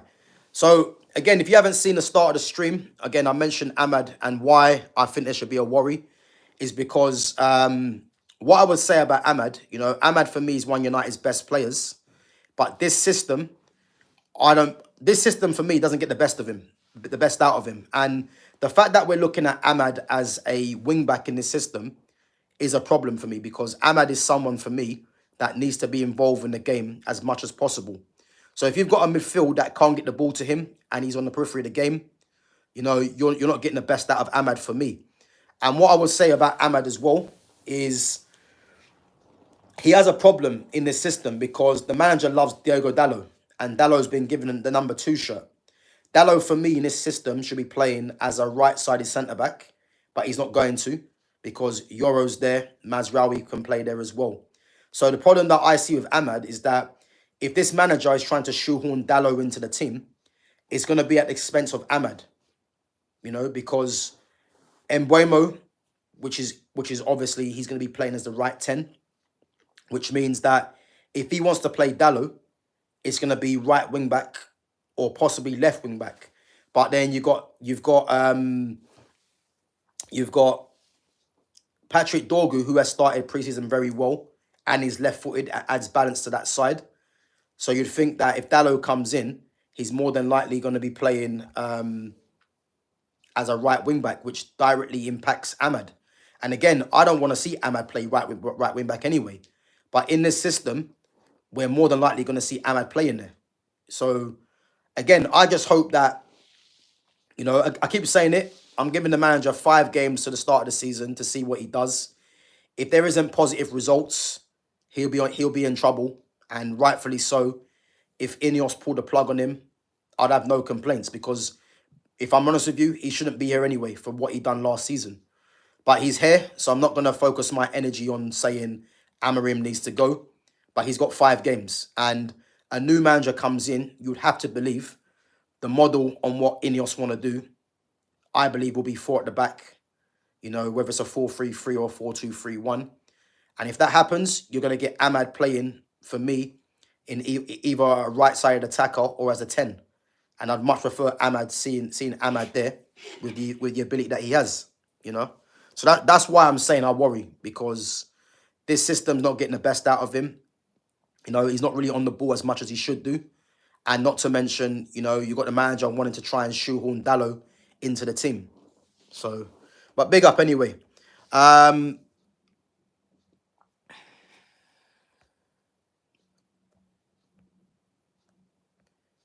Big up to James McDonough, says, who did you play for? So I used to play for, well, I was in Chelsea's academy for 7 years, and I was at Tottenham. You know, I was in Tottenham's academy as well for 3 years. And again, I've played against some players that have again played Premiership or Champions League football and internationally. As a 14-year-old, played against Wayne Rooney and played against Samir Nasri as well. And yeah, I've had good experiences in football. Played at so many different football grounds, you know, abroad as well. And again, I had a chance to go and play, you know, when I was younger for Burnley. Burnley offered me a pro contract at the time, which I, for silly reasons, turned it down to go and play elsewhere. So yeah, I've had obviously opportunities to go and play abroad as well. But yeah, I've had mad experience in football, man. And again, my channel is about just talking about football, you know, various teams, which is what I enjoy doing. But yeah, big up, James, for coming through. So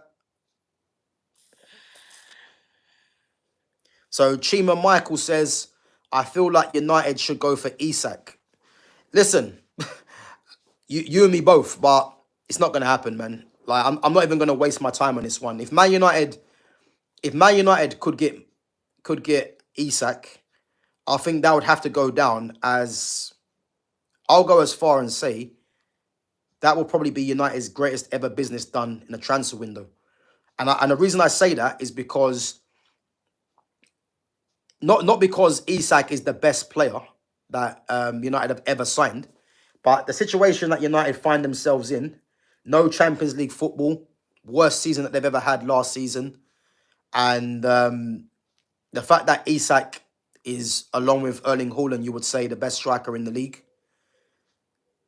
The fact that, you know, Newcastle don't want to sell him, but and he'll go for mad money, and the front runners are Liverpool. If United happen to steal Isak, you'd have to say that would go down as one of the best ever signings United have ever done. Because let's be honest, they have no right getting Isak. But Man United, as we know, is a massive club.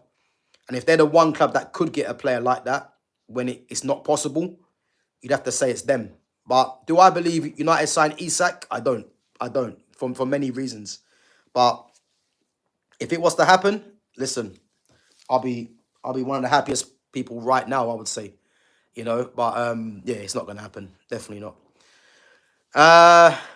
Guys, come on, 28 likes. Let's at least try and hit 30. You know, there's 23 of you watching at the moment. Big up yourselves each and every time for coming through. But yeah, make sure you smash the likes and make sure you sub to the channel as well. Obviously, guys, when you smash the like button, it helps it get seen by more people. And again, if you haven't subbed to the channel, make sure you do and check out my other content as well. Toxic Fiery says, United can't afford Isak as Newcastle wants over 150 and Wade's demands is crazy. Yeah, I agree. Do I believe that Newcastle get 150 up front? I don't. I think if any club wants Isak, you're going to have to pay about 120 to 130 up front, I would say. Something like that. And then the rest in installments.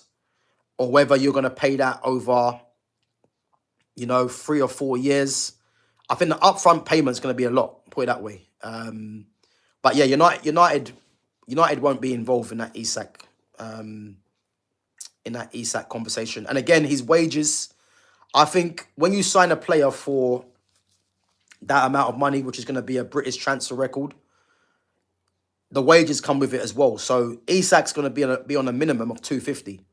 You know, 250 will be his minimum. And I think if he does stay at Newcastle, which, you know, is touch and go, Newcastle will have to give him a new contract, which I keep saying will be about 250, 300 grand a week. If he does move to a Liverpool or to a PSG or whoever, then 250, 300 grand is going to be the minimum that he's going to get, you know. So again, Isak in terms of wages, he's comfortable because he knows he's going to be getting his next pay packet will be about 250, whether that's at Newcastle or whether that's elsewhere. So his next contract, he's going to be getting big money wherever it is. So yeah, is what it is.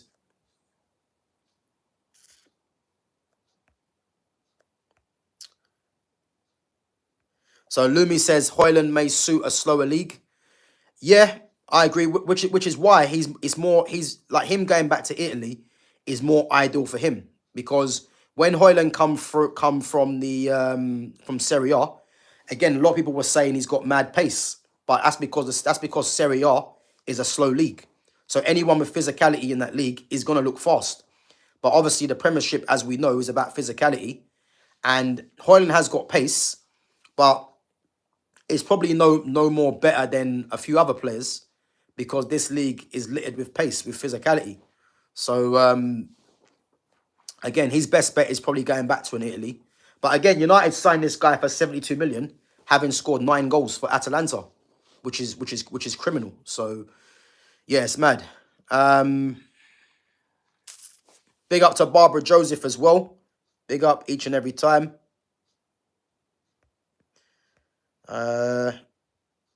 So Lumi says, Gav, Guehi or Euro? I'm going to say Euro. Man United fan, I'm going to say Euro. I think potentially Lenny Euro is potentially one of the best defenders in the world, potentially. You know, again, him playing in this three at the back, I'd much rather see Lenny Euro in a 4, but three at the back is ideal for the right-sided centre-back. I like Guehi, to be honest with you, but I'm going to say Lenny Yoro. I rate Lenny Yoro highly. I think he's potentially he's a starter for France as well. And again, that France World Cup defense is going to be interesting because I think Lenny Yoro, I think he'll be in that squad. And then that means you're picking between Yoro, Saliba, Konate, maybe Loic Bade from Sevilla. If they got any left-footed centre-backs that has the balance, got Lucas Hernandez, but I don't know if he's going to start, and he obviously is a left-back as well. That defence, they are Upamecano as well. So that defence for France is going to be interesting because I'm an advocate of when you have a centre-back pairing, for me, it needs to be a left-footed player on the centre-back as a left-side centre-back and a right-footed one as a right-side centre-back for the balance. But you've got the likes of Saliba, Upamecano, Konate. I'll put Yoro in there as well. You've got 4 players there that are all right-footed, which doesn't add the balance if we're looking for a left-sided one. That will all be thinking that they have a right to start. So that's going to be one to watch as well, you know. But yeah, I'm going to say Yoro. Big up, Lumi. So Gunners fan says, all we need is Eze. Listen, even if you do get Eze, it's not going to be enough for me. And as I mentioned previously, I'm a massive fan of Eze, but this system that Arteta plays, because he plays Odegaard as a 10, that means you're going to have to play Eze as a winger. And Eze is not a winger. At Palace, Palace play 3 in midfield, which means that Eze can play as a 10, as a free role from the left. But if you're playing a number 10 there already, then Eze would play as that 10. But in terms of Eze at Arsenal, really and truly, if you're going to sign him, Arsenal, then you have to play him where Odegaard's playing, which Arteta's not going to do. So that means you're going to play him as a winger, which he's not. So I think based on that, I don't think that Eze signing would be smart. But yeah, who knows, man? Who knows? Do I see Eze going to Arsenal? I'm not too sure. I'm not too sure because again, he's got a 20% sell on, which goes to QPR, which means that Palace are going to want top money for him.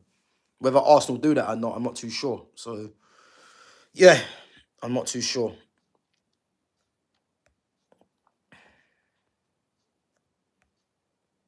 So Bilal says, big up Bilal for coming through. Rasmus has been at United for 2 years. He's been terrible. What do people see in him? And Bilal, listen, I can't fault you, Bilal, because I think we've seen more than enough of Rasmus, you know. And guys, this is a good question. If you're a Man United fan here, who do you think's a bigger problem, Rasmus Højlund or Andre Onana? Because for me personally, I think Rasmus Højlund's a bigger problem than Andre Onana. And the reason I say that is because Højlund costs 72 mil. You know, if we look at both ends of the pitch, you've got Onana and you've got Rasmus Højlund. You know, and they're crucial parts of the pitch: a goalkeeper and a striker. The reason I say Rasmus is a more bigger problem than Onana is because Rasmus costs 72 million, has the number 9 shirt on his back, and let's be honest with you, he's useless, you know. Whereas Onana has pedigree in terms of what he's done for Inter Milan in the Champions League, hasn't got the number 1 shirt on, and didn't cost 72 million. He costs, what, 50 mil? People will say, you know, De Gea went and got Onana in, which, again, people have their differences of opinion on that. But what I would say is that Onana has shown previously, you know, that he has done something obviously for Inter Milan in Champions League. Rasmus Højlund has done nothing to date in his career, and he won't do anything because he hasn't got what it takes. So I think Rasmus is a bigger problem than what Onana is. If United could get rid of both of them, you know, I'd be like, fair enough. But there's no way that Onana should be going ahead of Rasmus Højlund. No way. It's the same instance that as much as Marcus Rashford, for me, needed to leave the club, to think that Rashford has left the club before Garnacho and Højlund is a problem. Because that shouldn't be happening. Because he's better than both of them. So, again, people, the thing with Rasmus Højlund, you know, this goes deeper than what people actually speak about. The only reason people are giving Rasmus chance after chance is clear. It's because of what he looks like. Like, no one can tell me otherwise. If Rasmus Højlund was, let's say, I don't know, if he was an African striker, Caribbean striker, you know, and you guys know where I'm going with this. A lot of these fans would have wanted Højlund at the club, this player at the club long time ago. It's because of what Højlund looks like. They're desperate to give him a chance because football shouldn't be about this. It should just be, listen, if someone's good, they're good. If they're not, they're not. It is what it is. But the fact that Højlund is being given chance after chance, even still, because I've never known a striker to cost 72 million, provide 4 league goals, and the majority of the fan base are still trying to give him chance after chance. You can't tell me if that was a striker that was of African descent or Caribbean descent, they'll be getting the same kind of leeway. They wouldn't. They'll be forced out the club. And let's look at Onana, for instance, prime example. We know Onana hasn't been great. We know that. But the fact of the matter is, Onana's being hounded at this club because of what he looks like, you know. But Rasmus Højlund, it's like we have to give him a chance based off what? Onana's done more in his career than what Rasmus has done. And Rasmus costs more money. So work that out for yourself, why that is the case, you know. And again, if you don't agree with what I'm saying, give me your comments. But no one can pull the wool over my eyes to know that I don't know what I'm seeing, you know. Rasmus Højlund is never going to be good enough, regardless if too much pressure's been put on him, all this other nonsense. He needs a striker to learn off. It's all excuses. All excuses. At the end of the day, he can't control the price tag that he was sold for, you know. But in terms of what he's done in his career and his return for goals in his second season, first season, he got 16 in all comps, which people will tell you is decent, you know, which fair enough. First season, 16 goals, whatever. The second season, you should be getting better. He's got worse, yeah? So if he's got worse, why are we persisting to say that he's gonna be any better in the future? He's not. He's not. He's 22 years of age, you know, and he just isn't good enough.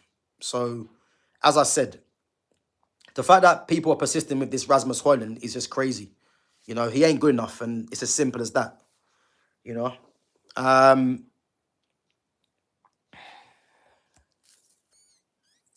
Big up to Pro King for coming on. Says, what is your job? This, this is my job. Big up. So Gunners fan says, do you think Maxi Gomez is better than Hoyland? Yeah, he is. Like the thing is, like I don't think people actually deep how bad Hoyland is. I don't think people actually deep it. Like he's not good. Like he's easily the worst striker in the league. You know, um, I wouldn't mind if there was a lot of attributes that Rasmus offered, but when you actually look at Hoyland, you know, he's a striker that has pace apparently. You know, but he doesn't offer really nothing. He's not composed in front of goal. You know, he's not really technical. For someone of his build, he's not really that strong. You know, he can't link the play, doesn't score enough goals, doesn't get enough assists. He's not great in the air. He's not intelligent.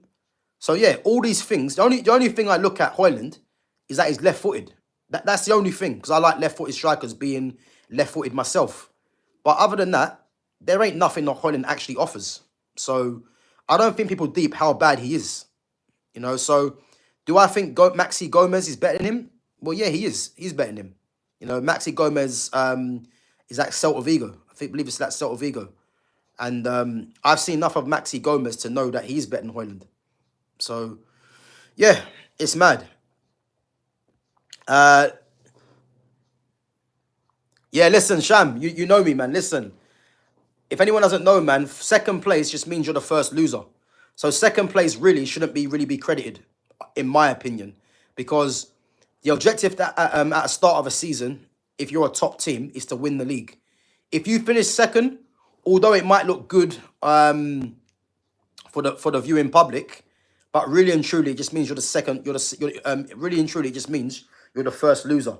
So again, in terms of the title race, Arsenal for me have to be aiming for first place for the amount of money that's been spent and for where they've been finishing over the last 3 years.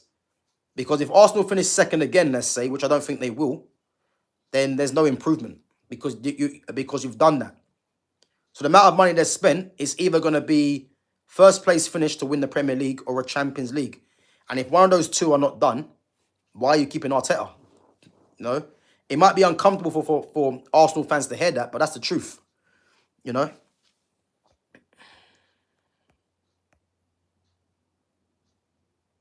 So Bilal, I make you right, man. The striker is the bigger problem. It is. You know, people will tell you that Anana's a bigger problem than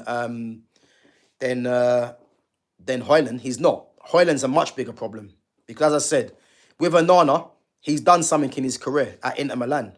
You know, and I look at Anana and I think, as bad as Anana's been, I know the fundamentals that he has as a goalkeeper aren't great, but I'd much trust Anana to be better than what Rasmus is because Rasmus hasn't shown anything. You know, he hasn't got no potential that I see in him that I can believe in. You know, so yeah. So Lumi says Anana can win you a game 1 week, then lose you a game the next week. Yeah, listen, and I agree. And again, I'm not saying Onana is great because I don't believe he's great. You know, there's a lot of flaws to his game. But if I'm looking at Onana or Højlund as a bigger problem, by far, Rasmus Højlund's a bigger problem for me because Rasmus Højlund for me doesn't get better. And as I said, if Rasmus Højlund is your striker going into next season, Amarim, you're in trouble. I can guarantee you that for free. Because don't think as well, defenders out there are looking for Rasmus Højlund because they know he can't hold the ball up. So all it takes is for them to just rough him up, you know, and the attack will keep breaking down. And don't be surprised, guys, if Højlund's playing, you watch Matthias Cunha get frustrated. I can promise you this now because there's no chemistry there between Højlund and Cunha. And if the ball goes up to Højlund and he's making the wrong decisions, he's losing the ball, and the attack keeps breaking down, you're gonna see Cunha, because Cunha's got that in him. Cunha's gonna be getting frustrated and start throwing his hands up in the air, which I don't agree with, by the way. But you're gonna see him start getting frustrated and start turning his back. I promise you. You've heard it here first. So Toxic Fiery says, I'm not a Man United fan, but it all depends. You want goals or clean sheets? Yeah, I don't think it depends on that, really. I think at the end of the day, You know, Anana, Anana will keep clean sheets. I'm not saying it's going to happen every week, but he will do. You know, but what I would say, Rasmus Højlund for me is not reliable. If we're looking at being reliable, you know, what do you find more reliable? A goalkeeper or a striker scoring you goals? You know, who's more reliable between Anana and Højlund? I would have to say Anana, as bad as he's been. He's more reliable because he's got more experience and he's done more in the game. With Højlund, you don't know whether Højlund's going to hold the ball up or not. More times he spends half his time on the floor, you know. So yeah, I just think if you can get rid of both of them, then I'm here for it. But there's no way that Anana should be leaving ahead of Højlund. No way, and I'll stand by that.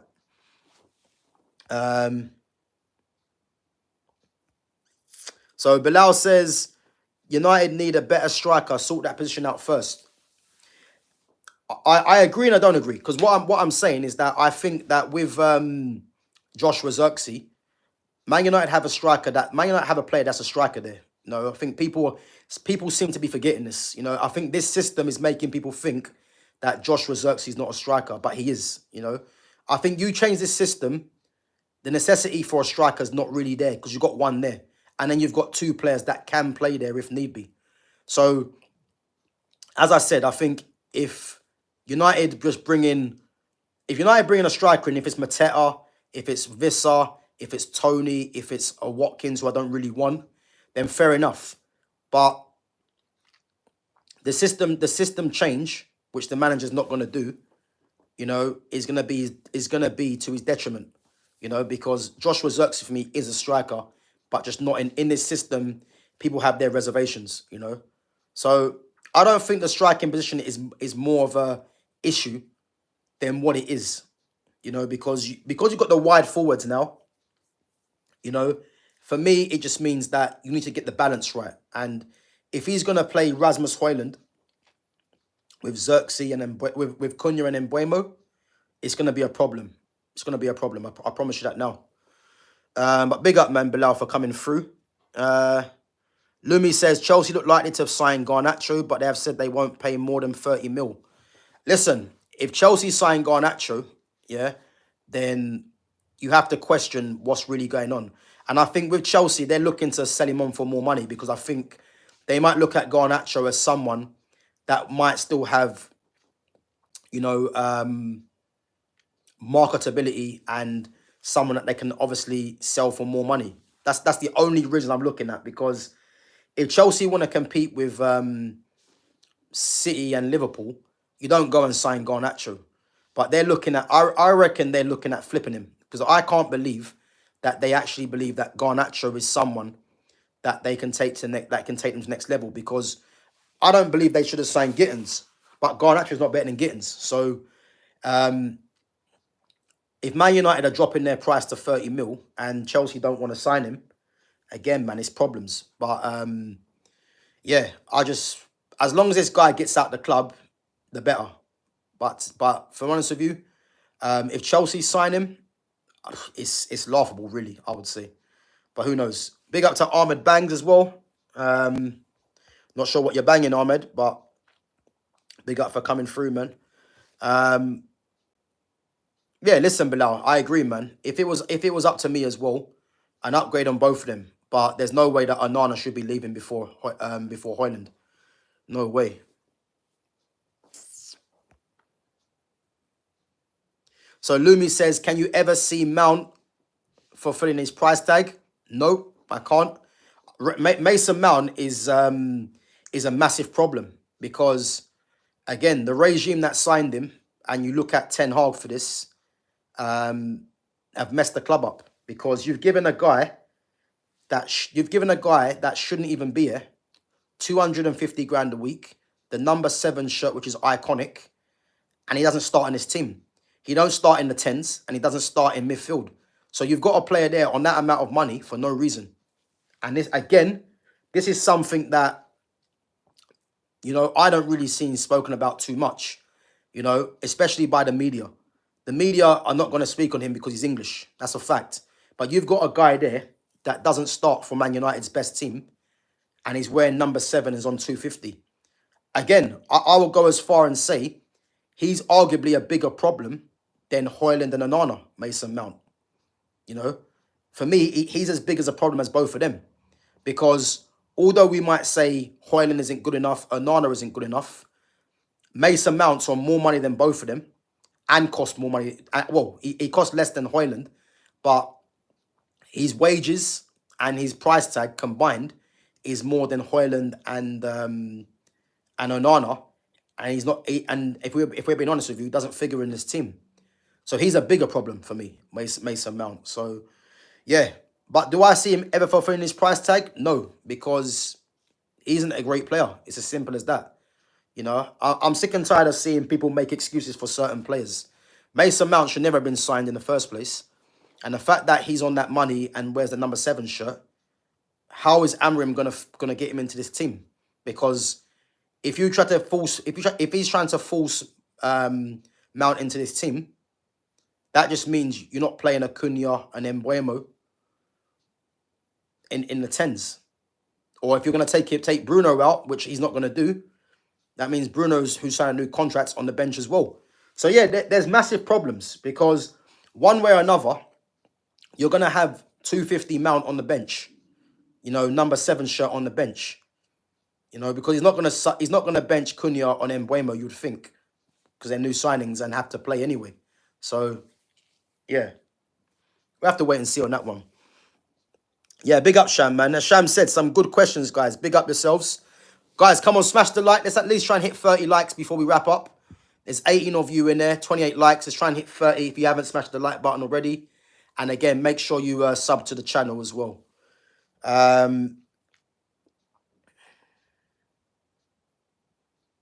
So Lumi says, Gav, people say please don't sign Jackson, but he's a good player on his day. Yeah, what I say about Nicholas Jackson, you know, and this is why this is what makes me laugh as well, you know. I don't think Jackson is a world beater by any means, you know. But one thing about Jackson is that he does at least have Premier League experience. And I done a poll. Who would you rather sign, Jackson or Benjamin Sesko? The majority went with Benjamin Sesko. And for me, it's funny because Sesko scored 13 goals in the Bundesliga, you know. And again, a lot of United fans will tell you United need a striker that scores goals. So the secondary option would be, if you're not going to get a striker that scores goals, at least go and get a striker that is Premier League proven or has experience in the Premier League. Yeah. So the fact that people are saying Sesko over Nicholas Jackson is actually laughable, because how can you go and get a guy that scored 13 goals, hasn't played in the Premiership, that is deemed to be one of the best leagues in the world, but then you've got a guy that is, you know, experienced in the Premier League, you would say now. How can you say Sesko over Jackson? Doesn't make any sense. You know, if Sesko was hitting ridiculous numbers in the Bundesliga, then you'll say, do you know what? He's done mad numbers over there. You could see why people would want him to would want him to sign for United or any other club. But he's not even doing numbers in the Bundesliga, who is seen as an inferior league to the Premier League. But yet people want Sesko over Watkins or over Jackson. It doesn't make any sense. And again, I don't really want either three of them. I don't want the three of them. But just based on common sense, which isn't common, Jackson and Watkins, you would have to take over Sesko any day of the week. Because again, Watkins is proven in the league. Jackson has got experience in the league. Sesko's got neither. He hasn't got goals or experience, and will cost more money than both of them. So yeah, it doesn't make any sense. Again, Jackson's price tag, you know, if Chelsea are asking for the amount of money that's been quoted, again, you stay away from that. But the fact that they're willing to go for Sesko is going to cost a lot of money. Doesn't make any sense, really, why they're prioritizing Sesko, you know.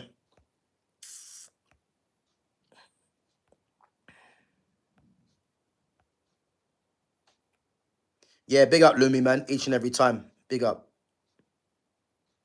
So CR7 Edit says, Saka and Rice cooked the Prem and Lewis Skelly and Lewis Skelly. Yeah, well, again, I mean, that's just nonsense because how can you be cooking the Premier League if you haven't won it yet? You know, I think sometimes people just come out with stuff like, how can they be cooking the Premier League? Or do you mean that they're going to be cooking the Premier League this season? Because to say that they're cooking the Premier League when they haven't won one, you know, it doesn't make any sense, you know. Um, Big up to Amir, is it Banashami? Just got here, but I'm so glad you're also seeing how bad this system is for Ahmad. In my opinion, Ahmad is our most talented player and he needs to play the 10 role. Yeah, listen, Amir, bro. 100%, man. I said, if you haven't seen the start of the stream, you know, I've mentioned why Ahmad might find it difficult. Ahmad is one of Man United's best players, no doubt. But what the problem is that this manager is hell-bent on playing this system, which means that you're not going to get the best out of Ahmad. And the problem is with Ahmad is that this system, he has to play as a right wing back, which is where he's most effective.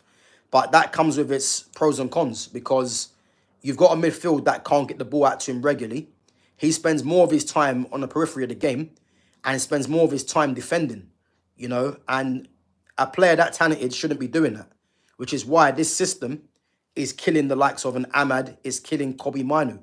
Because if you change the system to a 4-2-3-1 or 4-3-3, which the manager clearly isn't going to do, you're going to get a better Ahmad who can play as a 10 or as a right winger, and Kobe can play as one of the three in midfield and play as a 10 if need be, if need be, and can play from the left again, which is obviously the third choice. So this is the problem that I see because as long as this manager plays this system, I just don't see Ahmad doing too much apart from just being an athlete. Ahmad's someone that needs to be on the ball constantly, but I can't see it happening. And again, from what I've seen against in preseason against West Ham as well, it's more the same shit. So yeah, it's a worry, man. But big up yourself for coming through anyway. And again, make sure you sub to the channel and you smash the like button as well. Gunners fan said, did you see Muller joining Vancouver Whitecaps? I did. Again, Thomas Muller, man, great career with Germany and for Bayern Munich. And again, he deserved that. He's deserved his transfer to go and see out the final the final bits of his career. You know, I wasn't a massive fan of his playing ability, Thomas Muller. He isn't my type of player. But in terms of his mentality and what he's given to Bayern Munich and Germany, yeah, it can't be underestimated, you know. Big up, though. So Lumi Rain says, Amarim doesn't understand his formation doesn't work in the Premier League and he won't ever change it. Lumi, what I would say is that I wouldn't say that his formation doesn't work in the Premier League. What I would say is how he interprets that formation, because this system, you know, especially with the wing backs, you need wingers. For too long, he was playing fullbacks. You know, when he had everyone fit, he was playing Diallo and he was playing, what's his name? Patrick Dog was more attacking, but he was playing someone else. I forgot who it was as the wing backs. You know, he plays like again. He shoehorns Bruno into this team. Bruno doesn't have a place in the team because he can't play as a 10. Because in the 10, you need to be good on the ball, good in tight spaces, you know, and be able to take on your man as well, which Bruno can't do. In the 8, Bruno's not a conventional. Sorry, in the 6, sorry, Bruno's not a conventional midfielder, you know. So there's problems there where he tries to shoehorn Bruno, who doesn't fit the 10 or the 8. Kobe Maino's more adept to playing in the 10 for me, even though he did play well in the 6 the other day, or as an 8 the other day. Ahmad, as we know, at wing back doesn't work for me, even though he's better as a wing back than a 10 in this system. So it's how he interprets the players and the system, and again, picking certain players. You know, this is the problem. So until he does that, he's gonna struggle. And as I said, I think just going forwards, I don't want to see this formation. I don't. So if he doesn't get positive results, as I said, a new manager should come in and hopefully United play a different way with four at the back.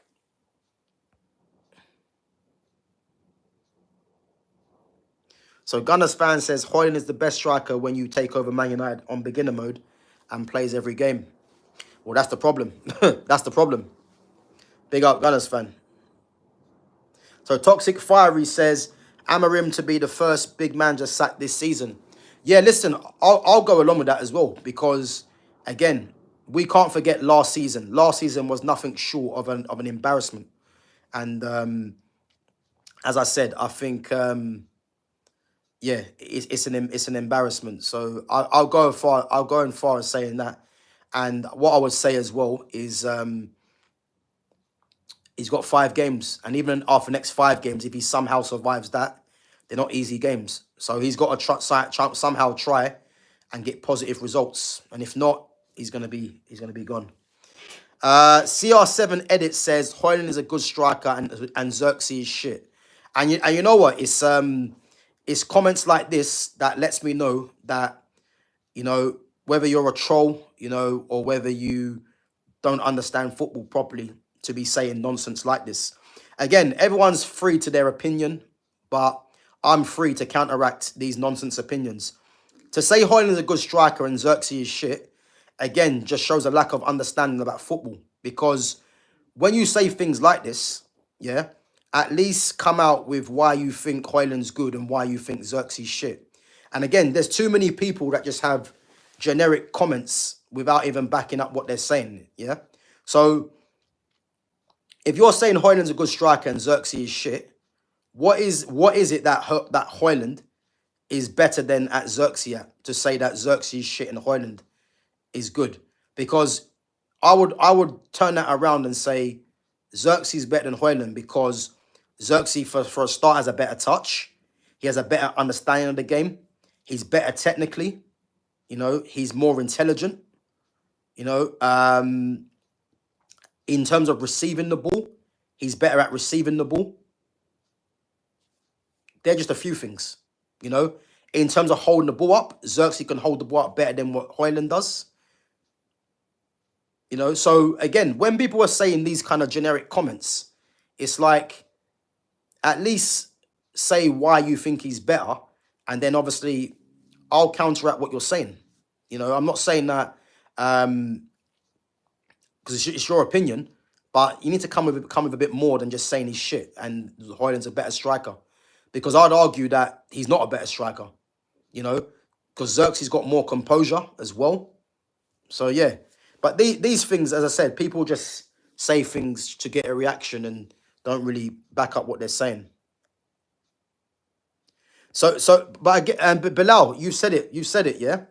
You see the problem as well, yeah, is that people are actually praising Rasmus for hitting the post against West Ham. And this is where football has gone, you know. People actually believe, yeah, a player hitting the bar or the post is actually a good thing. But what they don't actually realize is that when you hit the bar or hit the post, that counts as a shot off target.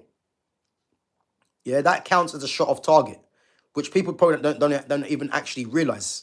Yeah.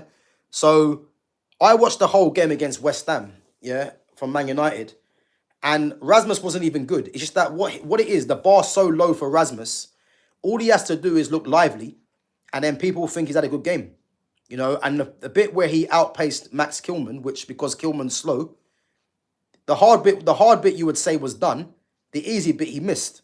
And the problem is that people think because he hit the post, it's like Rasmus needs to be persevered with. No, he hit the post, it's poor. The shot that he put over the bar as well was poor. It's poor composure. So if you're getting people praising him hitting the post, it just shows you a lack of understanding for the game, and it shows you that, you know, the standards of this club are well and truly at a low, because you don't praise things like that. Toxic Fiery says, Gab, would you take John Duran? If anyone's been watching my channel for any period of time, John Duran was my preferred choice before United even signed Højlund. You know, I think John Duran, you know, I know people have their difference of opinion on Duran about his attitude, this and that, which I don't take seriously.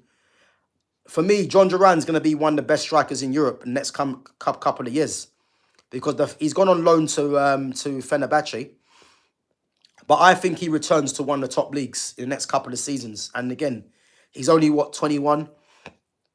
So I believe he's going to be one of the best strikers in Europe. You know, I think he's got literally everything. You know, obviously people have their opinions on his attitude and different stuff, but I think definitely he's going to be one of the best strikers in Europe. And I would have loved Man United to have signed him before signing Rasmus Højlund. You know, I'm surprised Aston Villa let him go. I know the money on offer for him and for the club was probably too good to refuse, but he was primed to be a Villa striker, you know, and move on from there to, you know, whether it's a Barca, a Real Madrid, a PSG, a Bayern Munich. I think he had the quality to go and play for any of them teams, you know, providing that he was getting better and better. So, yeah, I do rate him, man. And I'll definitely, I mean, if United could sign him in the future, you know, I think they're going to have a striker there that's going to be one of the best strikers in the world, I believe, you know. So, yeah, 100%, man. I would take John Duran, 100%. So, Xerxes is not really good, but just Duran and play with... Buy Duran and play with two strikers. So, CR7 edits. I think... I'm not sure what... Well, I'm not sure, like... I'm not sure what year you was born in, but the era of 4-4-2 strikers is done now. You know, the majority of teams play with one striker, whether you play a 10, that's a creator in behind, or whether you play a 4-3-3 with the two wide men and a central striker. So, Man United not playing with two strikers, I can tell you that for free. That's the first thing. And when again, you keep saying Xerxes is not really that good. Tell me why you think he's not that good. Because I've listed a couple of reasons why he is that good. So why do you think he's not good? That's what I would like to know. You know, let me know in the chat what it is that you don't think Xerxes is good at, and then we can debate it out. Because when you're telling me Rasmus is good and Xerxes not, that's not a conversation I'm looking to entertain, unless you provide me why you think Xerxes is not good. Because Xerxes has a lot more to his game than Rasmus does. So, yeah. Guys, come on, 28 likes. Let's try and hit 30 likes if you're in there and you haven't smashed the like button. We're going to wrap up in a bit. I'm just going to go through some of the more comments. Yeah, big up Bilal. United should have gone for Mateta, 100%.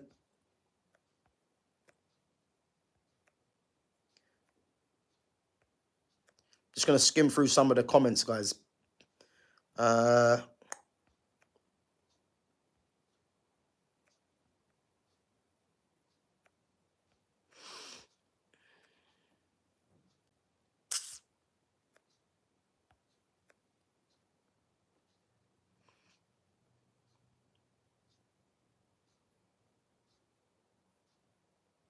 Let me see.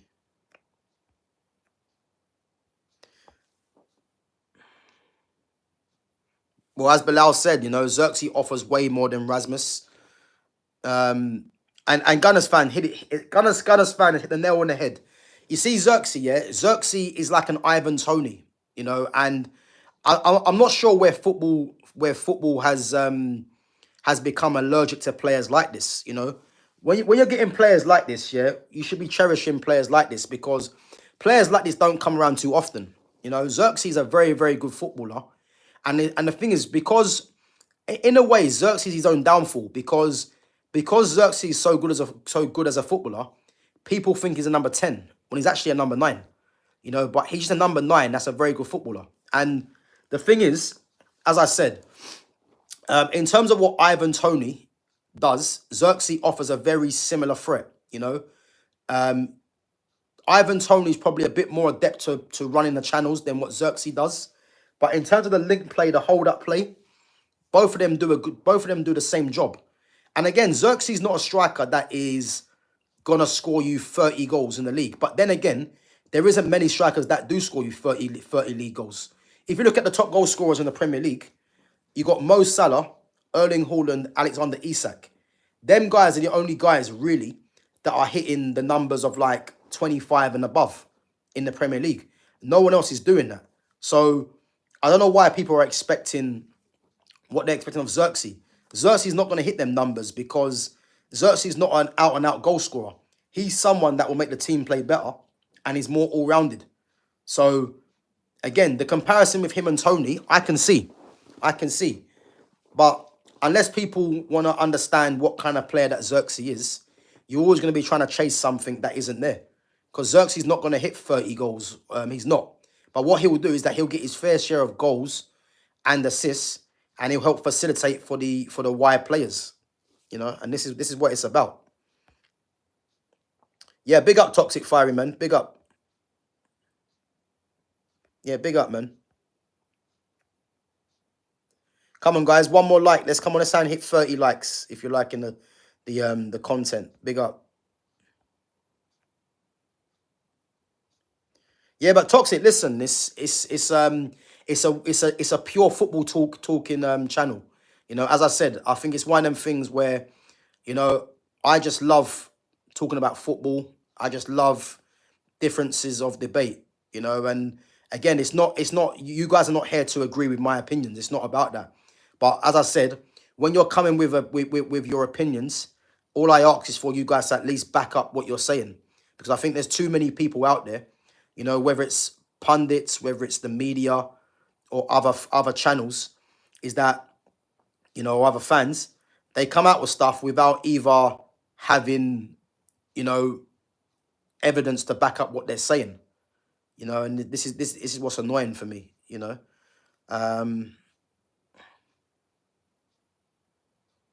Yeah, big up Lumi.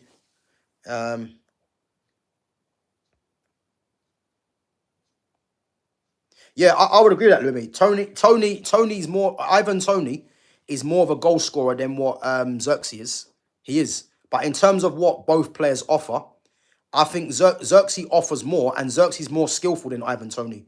But Ivan Tony is more of a goal threat again. But if you can get a goal threat, if you can get someone like an Ivan Tony's ideal for this Man United team because he's a goal threat, but he's a link man striker as well. So he ticks so many boxes, which is why I think having him or a Mateta or a Visser, they're more ideal for what United need for me than a Sesko or a Watkins, you know.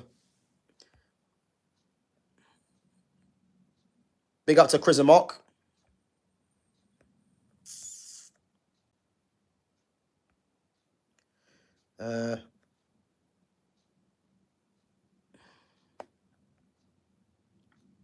Right, guys, come on. Let's try and hit 30 likes before we wrap up the stream.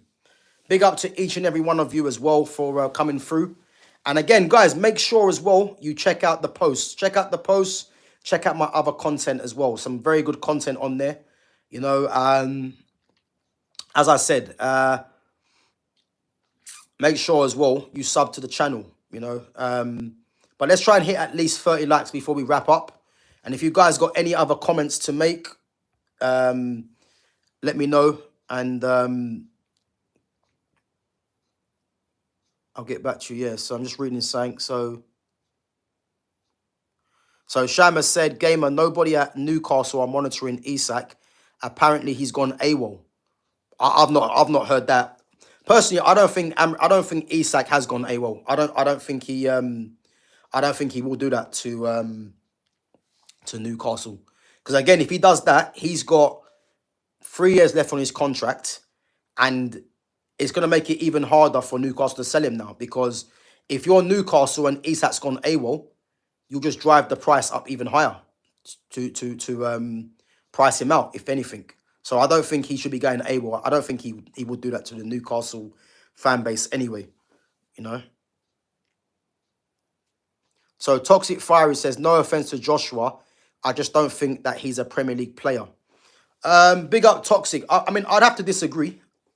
I mean, to say that he's not a Premier League player, I mean, what's that based on? Because I think if people are looking at Joshua Xerxes to get 30 Premier League goals, he's not going to do that. He's not going to do that. But again, there's not many strikers that do that. This is the problem. But I think in terms of making a team play better, making other players better individually, he's going to do that, and he'll get his fair share. He will. I think, as I said, if you're gonna get Joshua Zirkzee in, and he can link with Mbeumo and Cunha, trust me, you're gonna see Zirkzee have an impact on his team. So I disagree. I'm not gonna say he's not a Premier League player, because he is. I've seen a lot worse players than Joshua Zirkzee, at least have a decent career in the Premiership. So yeah, I'm not gonna say he's not. I'm not gonna say he's not a Premier League player, because for me he is. But big up, man. Big up to Icon Dixon as well. 30 likes, guys. Big up, man. Appreciate it. Appreciate it. Big up to Oliver Sterling as well. So Lumi says, when the season starts, will you do live watch-alongs? I will. I've done a few before. I think the last one I've done was the Europa League final. And to be fair, yeah, I was pulling my hair out, man. It was an absolute joke watching what was going on when Tottenham obviously won 1-0. But yeah, no, when the season starts, I'll be doing definitely live watch-alongs. Yeah, if you guys want to come through and do the watch-along as well, I'll definitely be doing that. I won't promise and say that I'm going to do every game as a live watch-along, because to be honest with you, sometimes I like watching the game on my own, just so I can just take it in a lot more. You know what I mean? Because I like to just watch the certain things of the game. But yeah, no, if you guys want a live watch along, then 100% I'll be doing that. No doubt. Yeah, I'll definitely be doing that. So Gamer says Isak wants to leave, but he's got a contract up to Saudis. Yeah, listen, it's obvious that Isak, wants to move on. I think there's no secret there. He's obviously said he wants to explore his options, but he's got 3 years left, so it's not going to be easy for any club to sign him unless they put the money up. So yeah, we'll have to wait and see what happens.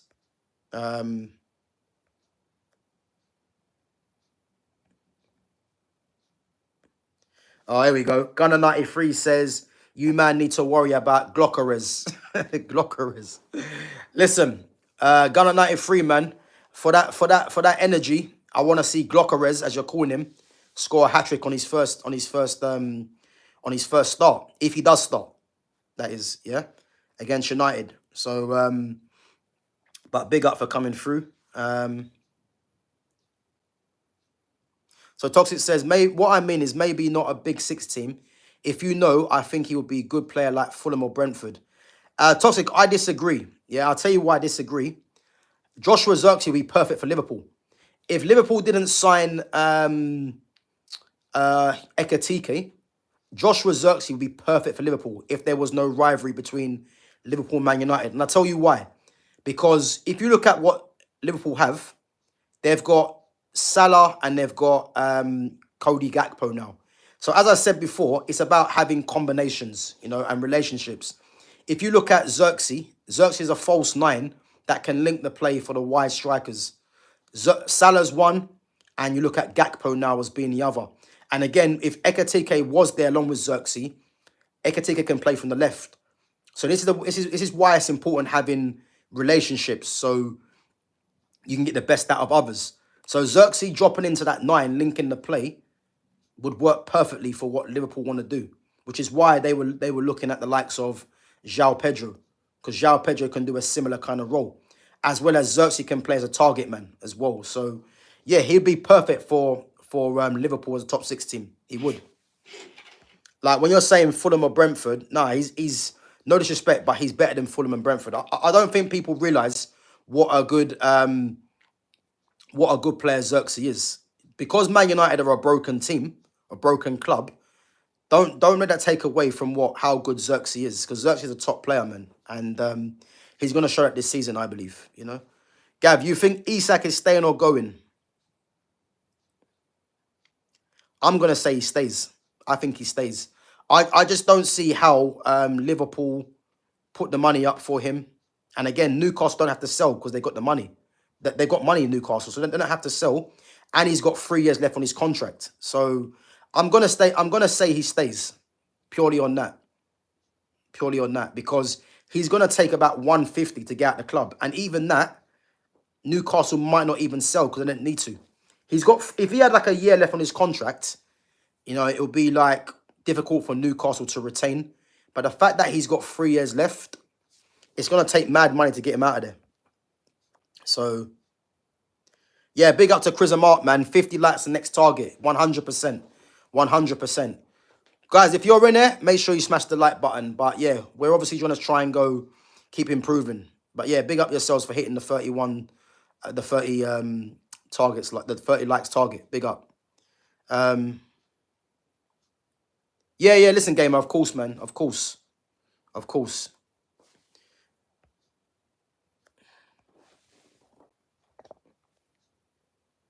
Yeah, listen, as I said, man, I never watch if I do live watch alongs anyway, I always mute it because I don't want to be hearing these commentators at the best of times. So yeah, listen, it's always on mute.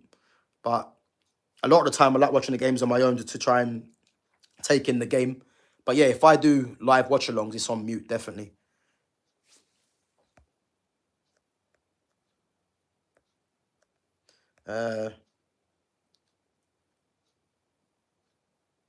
Guys, I've seen I've seen the unveiling of Glockers, as they call him, the Arsenal unveiling.